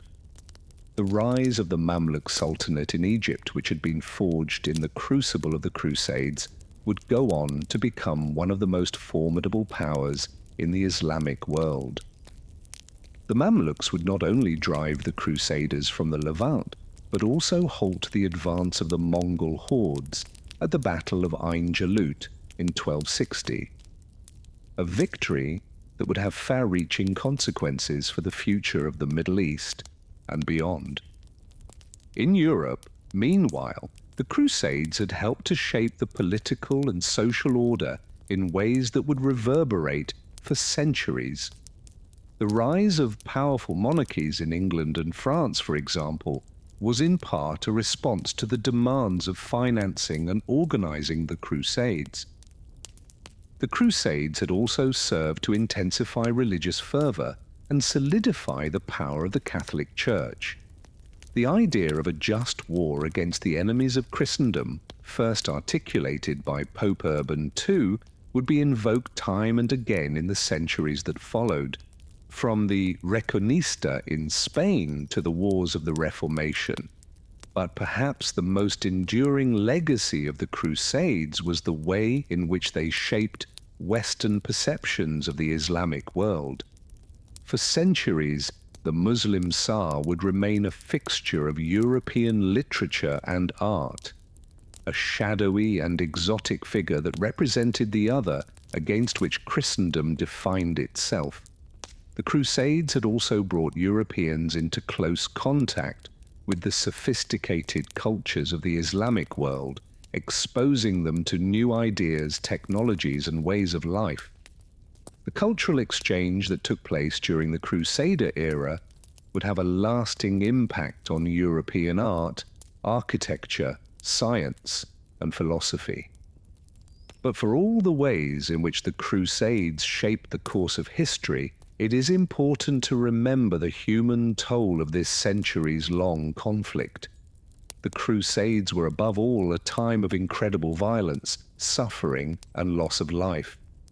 For the common people caught up in the maelstrom of the Crusades, the peasants, the foot soldiers, the inhabitants of the besieged cities, life was often nasty, brutish, and short.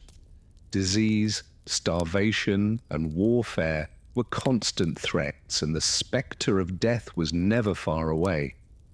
Even for those who survived the Crusades, the psychological scars could be profound. Many Crusaders returned home deeply traumatized by what they had seen and experienced, their faith in God and the righteousness of their cause shaken to the core. In the end, perhaps the most enduring lesson of the Crusades is the folly of religious warfare and the dangers of fanaticism and intolerance.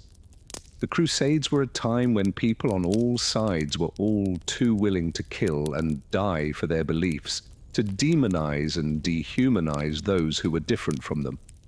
It is a lesson that remains all too relevant in our own time as we continue to grapple with the challenges of religious and cultural differences, the temptations of extremism and violence, and the need for understanding and coexistence in an increasingly interconnected world. As we reflect on the long and complicated history of the Crusades, it is important to remember the human stories at the heart of this epic struggle. The stories of courage and cowardice, of faith and doubt, of love and loss. For all the kings and queens, knights and generals who have come to dominate our popular imagination of the Crusades, it was the ordinary men and women, the farmers and the blacksmiths, the mothers and the children, who bore the brunt of this centuries-long conflict. Their stories may be largely lost to history, but they are no less important for that.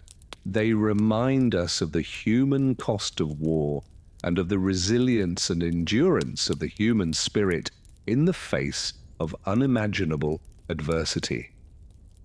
As we ponder the legacy of the Crusades and what they can teach us about our own time, let us remember those whose lives were swept up in the tides of history, and those who suffered and died in the name of causes they may only dimly have understood. Let us remember the fallen knights and foot soldiers, the victims of siege and slaughter, and the countless nameless dead whose bones still lie beneath the shifting sands of the Levant. And let us honor their memory by striving for a world where religious and cultural differences are celebrated rather than feared, where understanding and empathy triumph over hatred and intolerance, and where the horrors of war are but a distant memory. For in the end, the story of the Crusades is not just a story of battles and kings and religious fervor.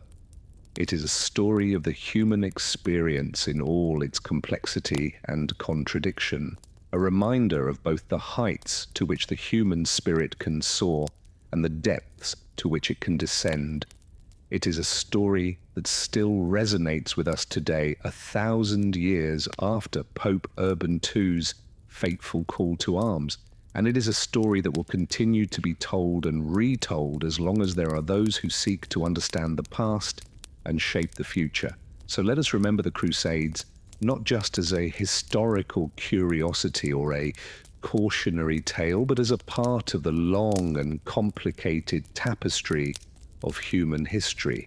Let us learn from their successes and failures, their triumphs and tragedies, and let us carry their lessons with us as we navigate the challenges and opportunities of our own time, ever mindful of the power and the peril of the human spirit. As the Crusaders marched on towards Jerusalem, the harsh realities of medieval warfare began to take their toll. The scorching heat of the sun beat down mercilessly upon the armies as they traversed the arid landscapes of Anatolia and the Levant. Many succumbed to thirst and exhaustion, their bodies littering the side of the dusty roads.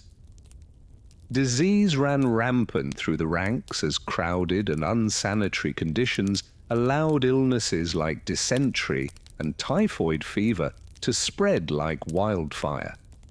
For the nobles and knights the journey was arduous, but still far more bearable than for the common foot soldiers and camp followers. The wealthy could afford better provisions, hardy amounts, and small luxuries to ease the deprivations of the long trek. But for the impoverished peasants who had answered the Pope's call, the crusade quickly became a living nightmare. They marched on with little more than the clothes on their backs, subsisting on meager rations and the desperate hope that their suffering would earn them a place in heaven. As the Crusaders pressed on into hostile territory, the looming threat of the Seljuk Turks shadowed their every step. These light cavalry warriors were masters of hit-and-run tactics, striking suddenly and then melting back into the hills. They would harass the Crusaders on the march, pick off stragglers, and then vanish before the knights could mount a counterattack. It was a maddening and demoralizing experience for the European armies, more used to meeting their foes head-on in pitched battle. The siege of Antioch in 1097 would prove to be one of the first great tests of the Crusaders' resolve. Antioch was a massive, heavily fortified city, its towering walls manned by a determined Turkish garrison. The Crusaders settled in for a long and brutal siege, constructing wooden towers and stone-throwing machines to try to breach the city's defenses. As the months dragged on, supplies began to run low, and the armies once again fell victim to starvation and disease. It was here, in the depths of suffering and despair, that the very character of the crusade began to shift.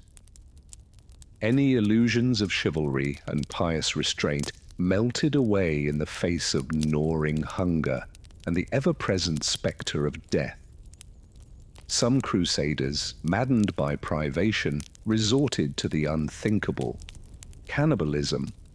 They began to raid the surrounding countryside with a newfound brutality, pillaging and slaughtering Muslim and Christian peasants alike in their desperate need for food and supplies. When Antioch finally fell after a grueling 8-month siege, the Crusaders' vengeance was terrible to behold. They stormed into the city, cutting down everyone in their path, men, women, and children. The streets ran red with blood as the Europeans unleashed the pent-up fury of months of hardship upon the vanquished populace. It was a scene of such unrestrained savagery that it would shock even the battle-hardened Turks and Arabs. For the Europeans it was both a catharsis and a stain upon their souls, a release of all the fear, rage, and desperation that had built up during the long journey and siege. But it was also a betrayal of the lofty ideals that had ostensibly launched the crusade. A campaign to reclaim the Holy Land in the name of Christ had devolved into a rapacious war of conquest fueled by the basest of human impulses. As word of the massacre at Antioch spread throughout the Muslim world, it galvanized resistance to the Crusaders. If the Europeans had hoped their brutality would cow their enemies into submission, they were gravely mistaken. Instead, it swayed the seeds of a bitter enmity that would shape the course of the Crusades for generations to come. Any hope for peaceful coexistence between the Crusaders and the Islamic world had been drowned in the blood-soaked streets of Antioch. From the ashes of Antioch, the Crusaders marched on towards their ultimate goal, Jerusalem. Their ranks had been thinned by disease, death, and desertion. But their determination had been tempered in the crucible of suffering. They were no longer wide-eyed pilgrims or glory-seeking adventurers. They were hardened warriors, inured to violence, and ready to take their holy city by force. But the road to Jerusalem would be longer and harder than any of them could have imagined. The great city was still hundreds of miles away, through hostile lands controlled by increasingly united and determined Muslim forces. The horrors of Antioch would pale in comparison to the trials that lay ahead as the First Crusade barreled towards its bloody and fateful conclusion. For the people of the medieval Middle East, Muslim, Christian, and Jew alike, the coming of the Crusaders heralded an age of upheaval and strife that would reshape their world forever. The relative peace and stability of the region, which had flourished under centuries of Islamic rule, was shattered by the arrival of the violent, uncouth foreigners from the West. The Crusaders brought with them not just their swords and their zeal, but also a rigid and uncompromising worldview that left little room for coexistence.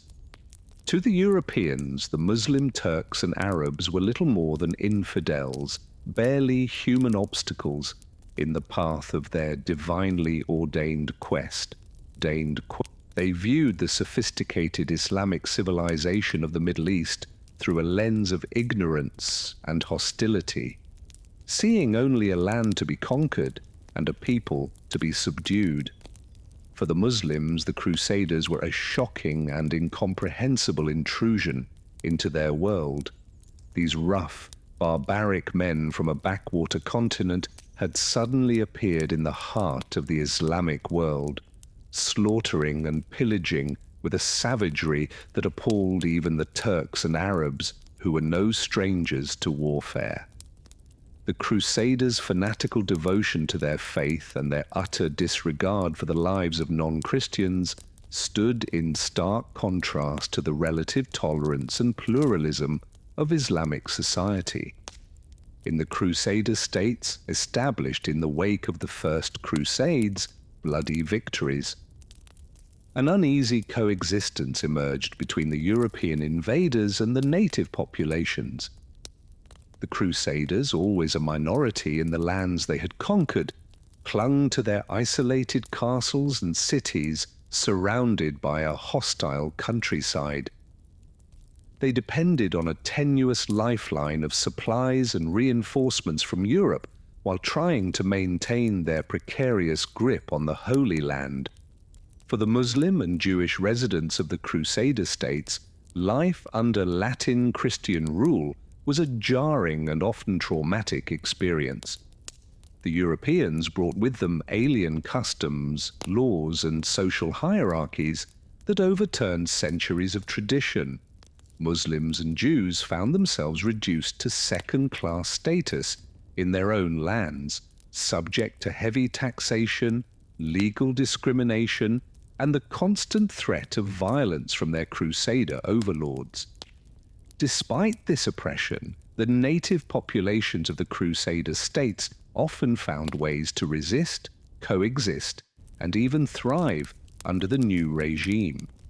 Many Muslims and Jews learned Latin and other European languages, acting as intermediaries between the Crusaders and the local populace. Some even found employment in the Crusader bureaucracy or as artisans and merchants catering to the needs of the European settlers. But this coexistence was always fragile and fraught with tension. The Crusaders' poor understanding of local customs and Islamic law led to frequent clashes and misunderstandings. The European sense of superiority and entitlement grated on their Muslim and Jewish subjects who chafed under foreign rule.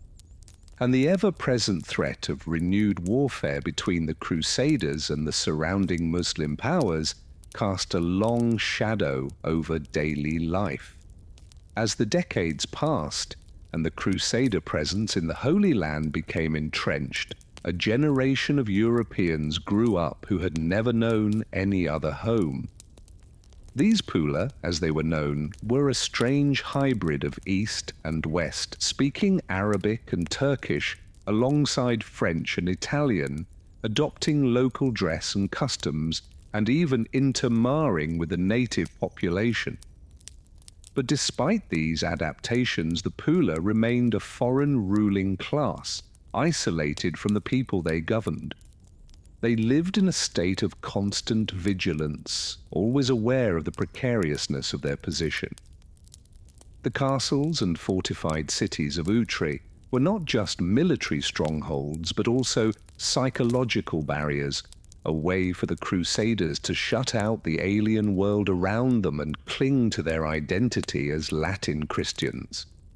For the Muslims of the Near East, the Crusader presence was a constant affront, a reminder of the humiliation of defeat and the loss of some of Islam's holiest sites. As the 12th century progressed, a new generation of Muslim leaders arose who were determined to drive the Europeans back into the sea. Chief among them was the great Kurdish warrior Saladin, who would become the bane of the Crusaders and the architect of their greatest defeat. Saladin's rise to power was a story of rare talent, ambition, and timing. Born into a prominent Kurdish military family, he first made his name in the service of the Fatimid Caliphate in Egypt. As a young soldier, he distinguished himself with his bravery, his skill at arms, and his unwavering dedication to the cause of Islam.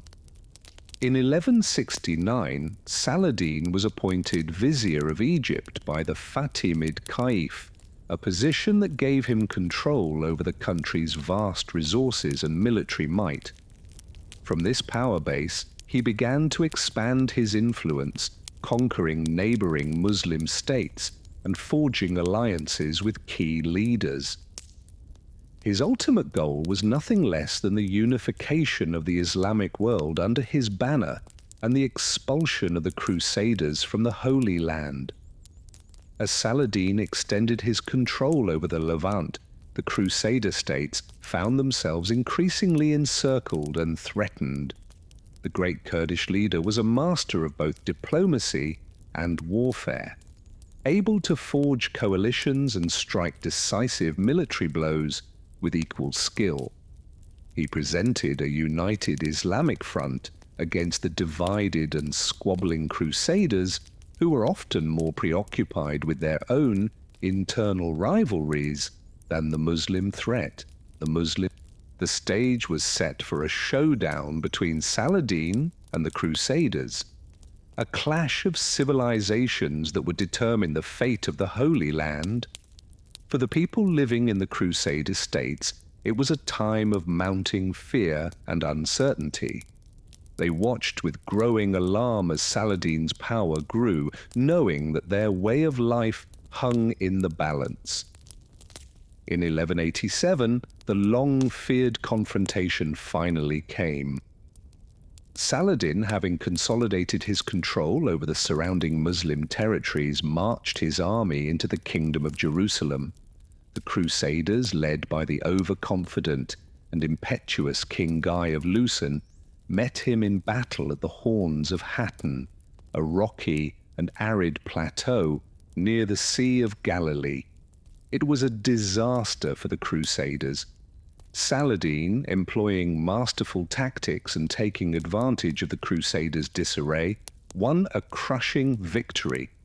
The Christian army was virtually annihilated, with most of its leaders either killed or captured. King Guy himself was taken prisoner, along with the precious relic of the True Cross, the ultimate symbol of the Crusaders' faith and mission. The impact of the Battle of Hattin was immediate and catastrophic for the Crusader states. With their field army destroyed and their king imprisoned, they were virtually defenseless against Saladin's advancing forces. Over the next few months, the great Kurdish leader systematically besieged and captured nearly every major Crusader stronghold, from the mighty walls of Acre to the impregnable mountain fortress of Karak. But the greatest prize was still to come: Jerusalem, the holy city that had been the ultimate goal of the Crusades from the very beginning. In October 1187, after a brief siege, Saladin entered Jerusalem in triumph. The city that had been the epicenter of the Crusader presence in the Holy Land for nearly a century was once again in Muslim hands. For the Christian residents of Jerusalem, it was a moment of profound shock and despair. Many fled the city, fearing the vengeance of the victorious Muslims. Others chose to stay, placing themselves at Saladin's mercy. In a remarkable display of magnanimity, especially in light of the savage conduct of the Crusaders when they had taken the city, Saladin spared the lives of Jerusalem's Christian inhabitants. They were allowed to ransom themselves and depart the city unharmed. The fall of Jerusalem sent shockwaves throughout the Christian world. The hard-won gains of the First Crusade had been virtually wiped out in a matter of months. The Crusader estates, once a formidable presence in the Levant, had been reduced to a handful of coastal enclaves. The dream of a Christian-ruled Holy Land seemed to be in ashes. But the Crusader spirit was not so easily extinguished. News of Jerusalem's fall galvanized Europe, setting in motion the chain of events that would lead to the Third Crusade. The continent's greatest monarchs, Richard the Lionheart of England, Philip Augustus of France, and Frederick Barbarossa of Germany, took up the cross, vowing to reclaim the holy city from Saladin's grasp. For the people of the Levant, Muslim and Christian alike, it was the beginning of yet another tumultuous chapter in the long and bloody history of the Crusades. The coming years would see epic battles, daring feats of arms, and larger-than-life personalities, but also more suffering, destruction, and religious strife. The end of the 12th century marked not a conclusion, but rather a new and even more complex phase in the struggle for the Holy Land. As the 12th century drew to a close, the Third Crusade was in full swing. The great armies of Europe, led by some of the most famous warriors of the age, descended upon the Levant, determined to wrest Jerusalem back from Saladin's control. The stage was set for a titanic clash of arms and wills that would once again reshape the political and religious landscape of the Middle East. At the forefront of this new crusading effort was Richard the Lionheart, the legendary English king renowned for his martial prowess and his fiery temperament. Richard had taken up the cross with enthusiastic zeal, seeing the crusade as a chance to win glory for himself and salvation for his soul. He arrived in the Holy Land in 1191, having already captured the strategically vital island of Cyprus along the way. Richard's arrival energized the Crusader forces, who had been bogged down in a lengthy siege of the city of Acre. With the English king's leadership and the reinforcements he brought, the Crusaders finally succeeded in taking the city in July 1191 after nearly 2 years of bloody and attritional warfare. It was a much-needed victory for the Christian cause, providing a valuable foothold on the Mediterranean coast. But the taking of Acre also showcased the darker side of the Crusader mentality. After the city fell, Richard ordered the massacre of some 2,700 Muslim prisoners, including women and children.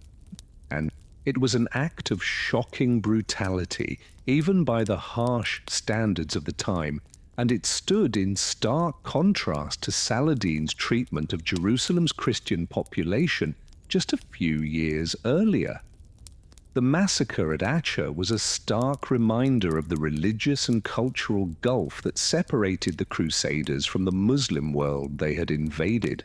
For Richard and his fellow European nobles, the Muslims were not just military adversaries, but also religious infidels whose very existence was an affront to God.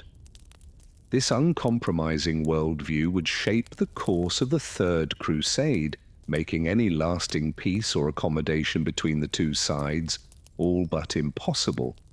After the fall of Acre, Richard led the Crusader army southward along the coast with the ultimate goal of recapturing Jerusalem. But Saladin, still in control of the Holy City and much of the surrounding countryside, was not about to give up his hard-won gains without a fight.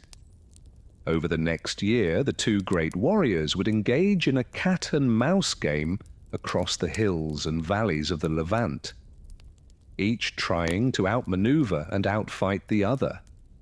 For the local populations caught in the middle of this titanic struggle, life became a constant cycle of fear, uncertainty, and displacement.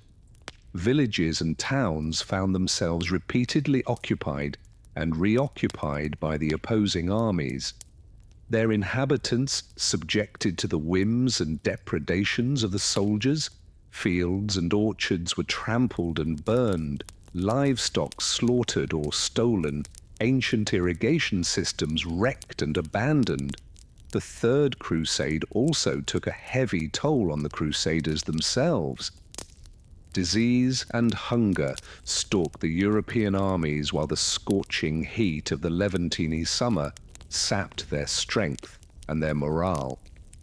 Many Crusaders, disillusioned by the harsh realities of the campaign and the elusive goal of Jerusalem, simply deserted and made their way back to the coast, hoping to find passage home. Despite these challenges, Richard pressed on, his force of will and his military genius keeping the Crusader cause alive. In September 1191, he won a stunning victory over Saladin at the Battle of Ars, employing innovative tactics and the disciplined valor of his knights to overcome the Muslims' numerical advantage. It was a much-needed boost to Crusader morale, and it opened the way for a possible march on Jerusalem. But as the Crusaders advanced inland, the logistical and political obstacles mounted. The European army, exhausted and depleted by months of campaigning, found itself dangerously overextended, its supply lines stretched thin. Meanwhile, tensions within the Crusader leadership, particularly between Richard and the French King Philip Augustus, threatened to tear the expedition apart from within. In the end, despite coming within sight of Jerusalem's walls, Richard made the difficult decision to turn back. He realized that even if he could take the city, he lacked the manpower and resources to hold it against Saladin's inevitable counterattack. It was a bitter pill for the crews. As the dust settled on the rubble of Constantinople, the Fourth Crusade limped to an inglorious end.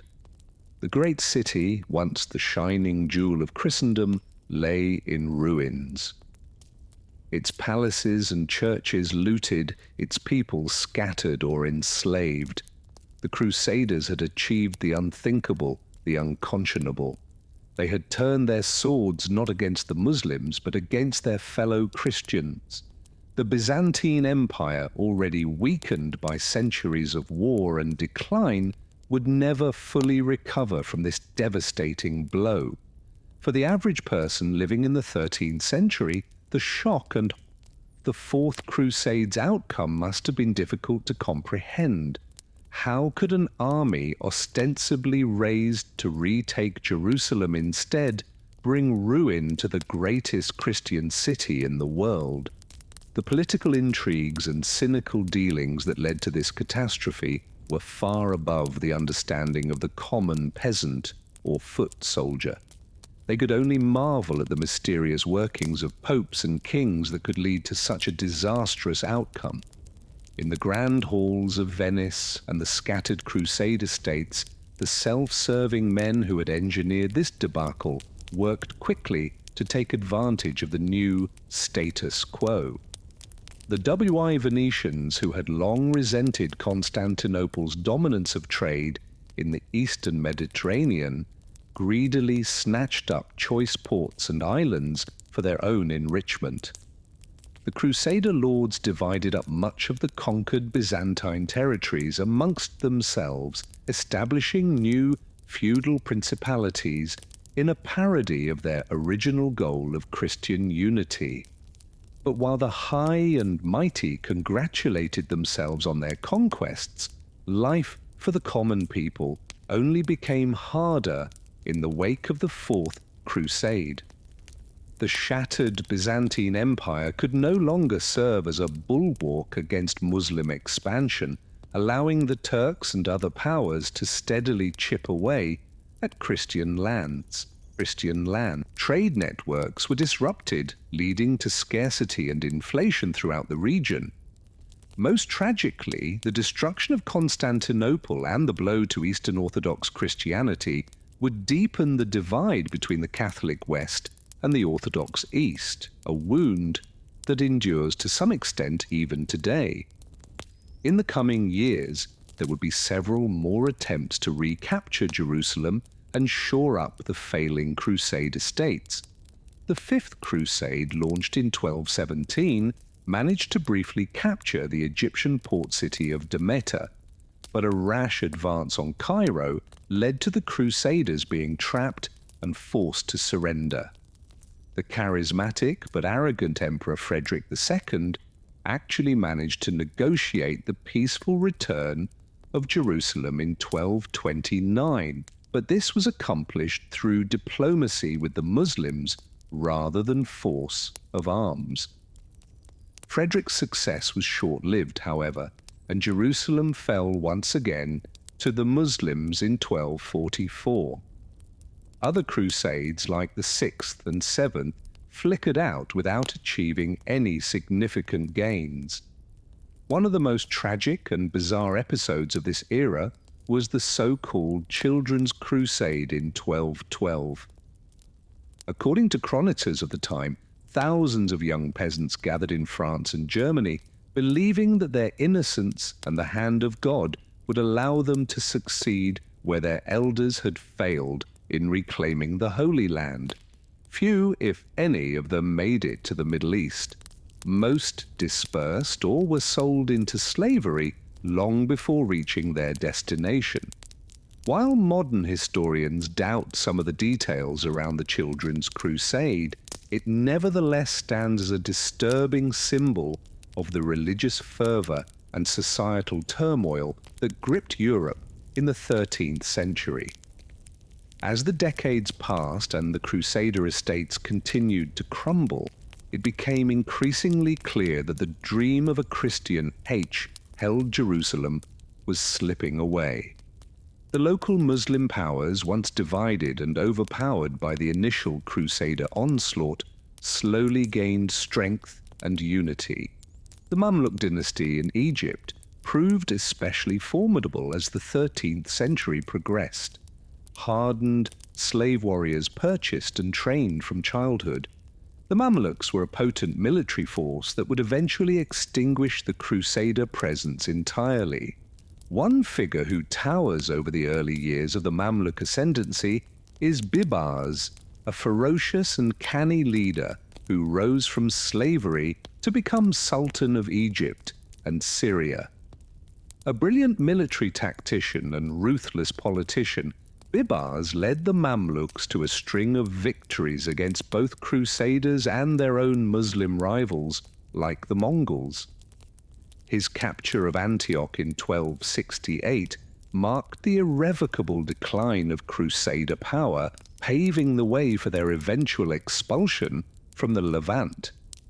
The final chapter in the bloody saga of the Crusades came in 1291 at the Siege of Acre, the last major stronghold of the Crusaders in the Holy Land. For weeks, the Mamluk forces under Sultan al-Ashraf Khalil bombarded the city's formidable defences with siege engines. Despite desperate resistance from the Templars, Hospitallers, and other Crusader orders, the city's walls were eventually breached. As Acre fell, its inhabitants were put to the sword or sold into slavery in scenes of unimaginable brutality. A handful of Crusaders managed to escape by sea, but most were not so lucky. In the end, those who had given up everything to follow the cross to the Middle East found only an unmarked grave in the burning sands. And so, after 2 centuries of bloodshed, fanaticism, and unimaginable suffering, the dream of the Crusades finally died on the shores of Acre. The human cost is difficult to fathom. Hundreds of thousands of soldiers, civilians and innocents killed, and an entire region left permanently scarred and embittered. While the Crusades had begun with the noble goal of freeing the Holy Land from Muslim rule, they ended in a morass of greed, cruelty, and deception that perverted those original aims beyond all recognition. For the generations that survived and followed the Crusades, the psychological and spiritual toll of this calamitous era must have been immense. How could one reconcile the promise of heavenly glory with the unspeakable atrocities committed by Crusaders in the very lands where Christ had preached peace and compassion? How could the seemingly invincible power of the Roman Catholic Church be squared with the repeated failures of popes and kings to make good on their grand promises to reclaim Jerusalem for the medieval mind steeped in an unquestioning faith in the righteousness of the Crusades? This shattering of illusions must have been deeply traumatic. And yet, even as the Crusader states crumbled into dust, their legacy would endure in ways that continue to reverberate through history. The Crusades marked a critical turning point in the relationship between the Christian West and the Muslim East, feeding a cycle of mistrust, hostility, and misunderstanding that persists to some degree even today. At the same time, exposure to the flourishing civilizations of the Middle East during the Crusades had a profound impact on European culture, science, and technology. The Crusader era also saw the rise of powerful new institutions like the military orders and the Italian merchant republics, which would go on to shape the course of European history in significant ways. But perhaps the most important legacy of the Crusades is the enduring power of the very idea. The notion that violence and warfare can be sanctified in the name of religion, and that worldly suffering is a small price to pay for eternal glory. This potent cocktail of faith and force would resurface again and again in the centuries to come, fueling the conquests of the Americas, the savagery of the religious wars that racked Europe, and the colonial excesses of the 19th and 20th centuries. In many ways, we are still grappling with the ideological fallout of the Crusades, still struggling to untangle the twisted threads of a holy war and righteous conquest that were first spun in the fevered sermons of Pope Urban II nearly a millennium ago. As we reflect on this turbulent and tragic chapter in human history, it is hard not to be overcome by a deep sense of sorrow and regret. So many lives lost, so much potential squandered, so much suffering inflicted in the name of God and glory. If there is any lesson to be drawn from the Crusades, perhaps it is the danger of unchecked fanaticism, of allowing our highest ideals to be corrupted by our basest impulses. In a world still riven by religious strife and sectarian violence, this is a warning that remains as urgently relevant as ever. But let us also remember the glimmers of humanity and heroism that managed to shine through even in the darkest days of the Crusades, the courage of the foot soldiers who marched into the unknown for the sake of their faith, the resilience of the civilians who endured unimaginable hardships, the flashes of chivalry and mercy that sometimes transcended the brutality of the battlefield. These moments, however fleeting, remind us of the incredible capacity of the human spirit to endure and to hope even in the face of the most terrible adversity.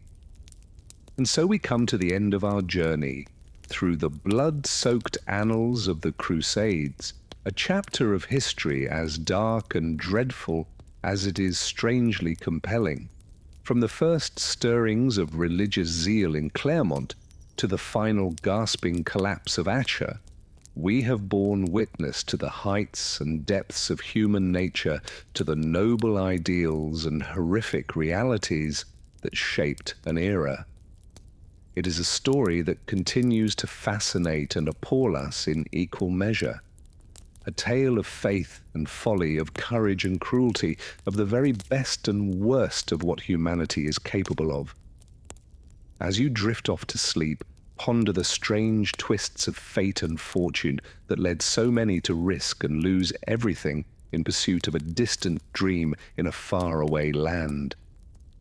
Imagine the lives of the nameless multitudes who toiled and suffered under the banner of the cross, the kings and commoners, saints and sinners caught up in the great tides of history, and marvel at the enduring power of an idea, a story, a myth. For in many ways that is what the Crusades have become. A legend etched in blood and stone, a cautionary fable whispered down through the ages. Sleep now and dream of a world where the hard-won lessons of the Crusades have at last been learned, where faith is a source of unity rather than division, and where the courage of conviction is tempered by the wisdom of compassion. For if there is any redemption to be found in this harrowing tale, it is in the hope that we may yet find a way to honor the sacrifices of the past while building a future free from the cycle of holy war and retribution that has haunted us for so long. In that dream, perhaps the weary souls of the Crusades may at last find the peace and rest that eluded them in life.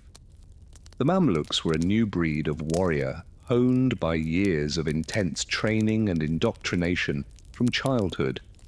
Originally slave soldiers from the Eurasian steppe, they rose to become the ruling class in Egypt, known for their skill as cavalrymen and their fanatical devotion to Islam. Under the leadership of Sultan Barbars in the late 13th century, the Mamluks emerged as a formidable power in the region. Bibars was a brilliant military strategist who had a keen understanding of the Crusaders' weaknesses. He knew that the Crusader states were overextended, their forces depleted by years of constant warfare. Barbars wasted no time in exploiting this vulnerability. In 1268, Barbars captured the strategic city of Antioch from the Crusaders, a devastating blow that sent shockwaves through the Christian world. The fall of Antioch, once a bastion of Crusader power, was a grim harbinger of what was to come for the remaining Crusader strongholds along the coast. The Mamluk war machine was relentless, with Barbars and his successors systematically attacked crusader castles and cities using advanced siege engines and psychological warfare to wear down their defenses. The Mamluks were masters of mounted archery, able to loose volleys of arrows with pinpoint accuracy while at full gallop. Imagine the terror of crusader foot soldiers as a thundering cavalry charge bore down on their positions, the sky darkening with arrows. Despite desperate pleas for reinforcements from Europe, help was not forthcoming for the beleaguered crusaders. The heyday of the Grand Crusades was over. The enthusiasm and religious fervor that had sustained the earlier campaigns had long since cooled. The rulers of Europe were preoccupied with their own internal conflicts and dynastic struggles, unable or unwilling to mount a serious effort to defend the Holy Land. And so the Crusade states crumbled under the Mamluk onslaught, their defenses overrun, their cities put to the sword. A Venetian pilgrim who visited the ruins of Accia a few years after its fall in 1291 wrote, "The walls were razed, the churches were destroyed, the houses were burnt, the people were killed. Indeed, there was not one stone left upon another which was not thrown down. I could scarcely restrain my tears. Indeed, I wept bitterly, as did all the Christians who were with me. And we sadly discussed how so mighty a city, so well fortified, so well supplied with arms, provisions, people, could suddenly be destroyed in this way. It was a somber end to nearly 2 centuries of crusader presence in the Levant. The grand castles and cathedrals they had built now lay in ruins, monuments to the ultimate futility of their enterprise. Countless lives had been lost, unimaginable resources squandered in a conflict that had begun with such promise, but ended in bitter defeat. The fall of Accia marked the twilight of the Crusader era, but its complex legacy would endure long after the last Latin banners disappeared over the horizon. The Crusades left an indelible mark on the medieval world, shaping everything from art and architecture to politics and trade. They brought the peoples of Europe into direct contact with the sophisticated civilizations of the Near East, sparking a cultural exchange that would help pave the way for the Renaissance. But the Crusades also left a troubled legacy of religious fanaticism, xenophobia, and distrust between Christians and Muslims that sadly still echoes through to our own time. The scars of this bitter conflict continue to shape the geopolitical realities of the modern Middle East, a sobering reminder of the long shadow of history.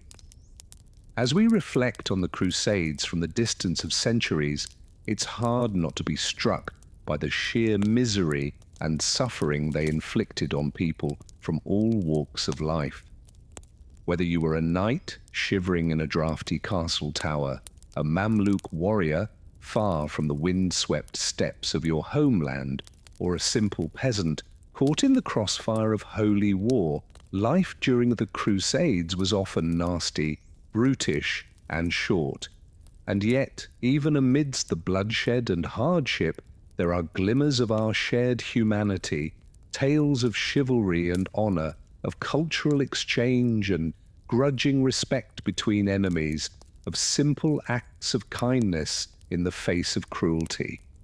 These moments remind us that even in the darkest chapters of our history, the human spirit endures unbroken and unbowed.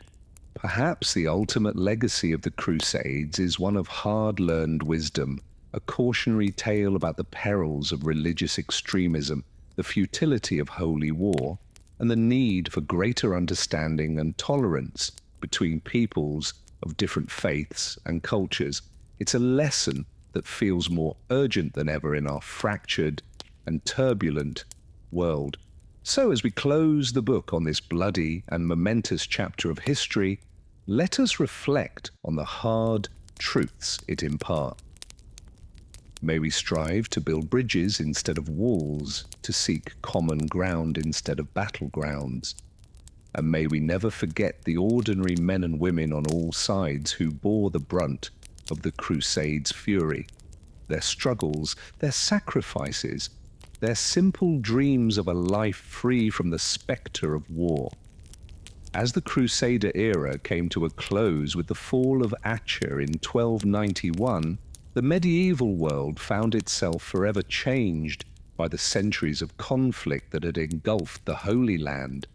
The Crusades left an indelible mark on the fabric of history, shaping the course of empires, religions, and societies for generations to come. The legacy of the Crusades is a complex and often controversial one. On one hand, they represented an unprecedented mobilization of people and resources driven by a fervent religious zeal and a desire to reclaim the holy sites of Christianity. The Crusaders themselves were a diverse group hailing from all corners of Europe and representing a wide range of social classes and backgrounds. Many were motivated by a genuine belief in the righteousness of their cause, while others saw the Crusades as an opportunity for adventure, glory, or financial gain. Yet the Crusades also left a dark stain on the annals of history. The violence and brutality inflicted upon Muslim and Jewish populations in the Holy Land was shocking even by the standards of the time. The sacking of Jerusalem during the First Crusade, for example, saw thousands of civilians massacred in the streets, their blood flowing through the holy city like a river. Similar atrocities were committed in other conquered cities, leaving a legacy of bitterness and mistrust that would endure for centuries. The Crusades also had far-reaching consequences for the balance of power in the medieval world. The Byzantine Empire, once a bulwark of Christianity in the East, was left severely weakened by the Fourth Crusade sack of Constantinople in 1204. This paved the way for the empire's eventual decline and fall, and for the rise of the Ottoman Turks, who would go on to conquer much of the Middle East and Eastern Europe. In the West, the Crusades helped to solidify the power of the Catholic Church and the papacy. The popes played a central role in organizing and promoting the Crusades, and their authority was greatly enhanced as a result. The Crusades also had a profound impact on European society and culture, introducing new ideas, technologies, and goods from the East. The tales of chivalry and heroism that emerged from the Crusades would go on to shape the romantic ideals of knighthood and nobility for generations to come. Yet for all their impact on the medieval world, the Crusades ultimately failed in their central objective of reclaiming the Holy Land for Christianity. Despite the bravery and sacrifice of countless crusaders, the Muslim powers of the Middle East proved too strong to overcome. The fall of Acre in 1291 marked the end of the Crusader presence in the Levant, and the dream of a Christian-ruled Jerusalem would remain unfulfilled. In the centuries that followed, the Crusades would continue to cast a long shadow over the relations between the Christian and Muslim worlds. The legacy of mistrust and hostility that they engendered would fuel conflicts and misunderstandings that persist to this day. Yet the Crusades also serve as a reminder of the complex web of religious, political, and cultural forces that have shaped the course of history, and of the enduring power of faith and ideology to motivate and inspire people to great heights of courage and sacrifice. As we reflect on the Crusades and their place in history, it is perhaps fitting to end with a quote from the great Muslim leader, Saladin, who fought against the Crusaders and ultimately recaptured Jerusalem in 1898, 1187. When asked by a Crusader prisoner why he fought with such determination, Saladin is said to have replied, "I warn you against shedding blood, indulging in it, and making a habit of it, for blood never sleeps." It is a poignant reminder of the heavy toll that the Crusades exacted on all sides, and of the enduring legacy of violence and conflict that they left behind. Yet it is also a call to seek understanding and reconciliation, to learn from the mistakes of the past, and to strive for a future of greater peace and harmony between all peoples. And so as we bring our journey through the Crusades to a close, I invite you to reflect on the lessons of this turbulent and fascinating period of history, to ponder the courage and conviction of those who fought and died on both sides of the conflict, and to consider the complex tapestry of faith, politics, and culture that shaped their world and ours. If you've enjoyed this foray into the medieval world and the Crusades, I encourage you to like this video and subscribe to the channel for more immersive and educational journeys through history. There are countless more stories waiting to be told, each one a window into the triumphs and tragedies, the heroes and villains that have shaped the course of human civilization. But for now, let us take a moment to appreciate the power of history to illuminate and inform our present, to marvel at the resilience and ingenuity of the human spirit, even in the face of great adversity and suffering, and to renew our commitment to building a world of greater understanding, compassion, and peace. Thank you for joining me on this journey through the Crusades. May your dreams be filled with the wisdom of the past and the hope for a brighter future. Good night.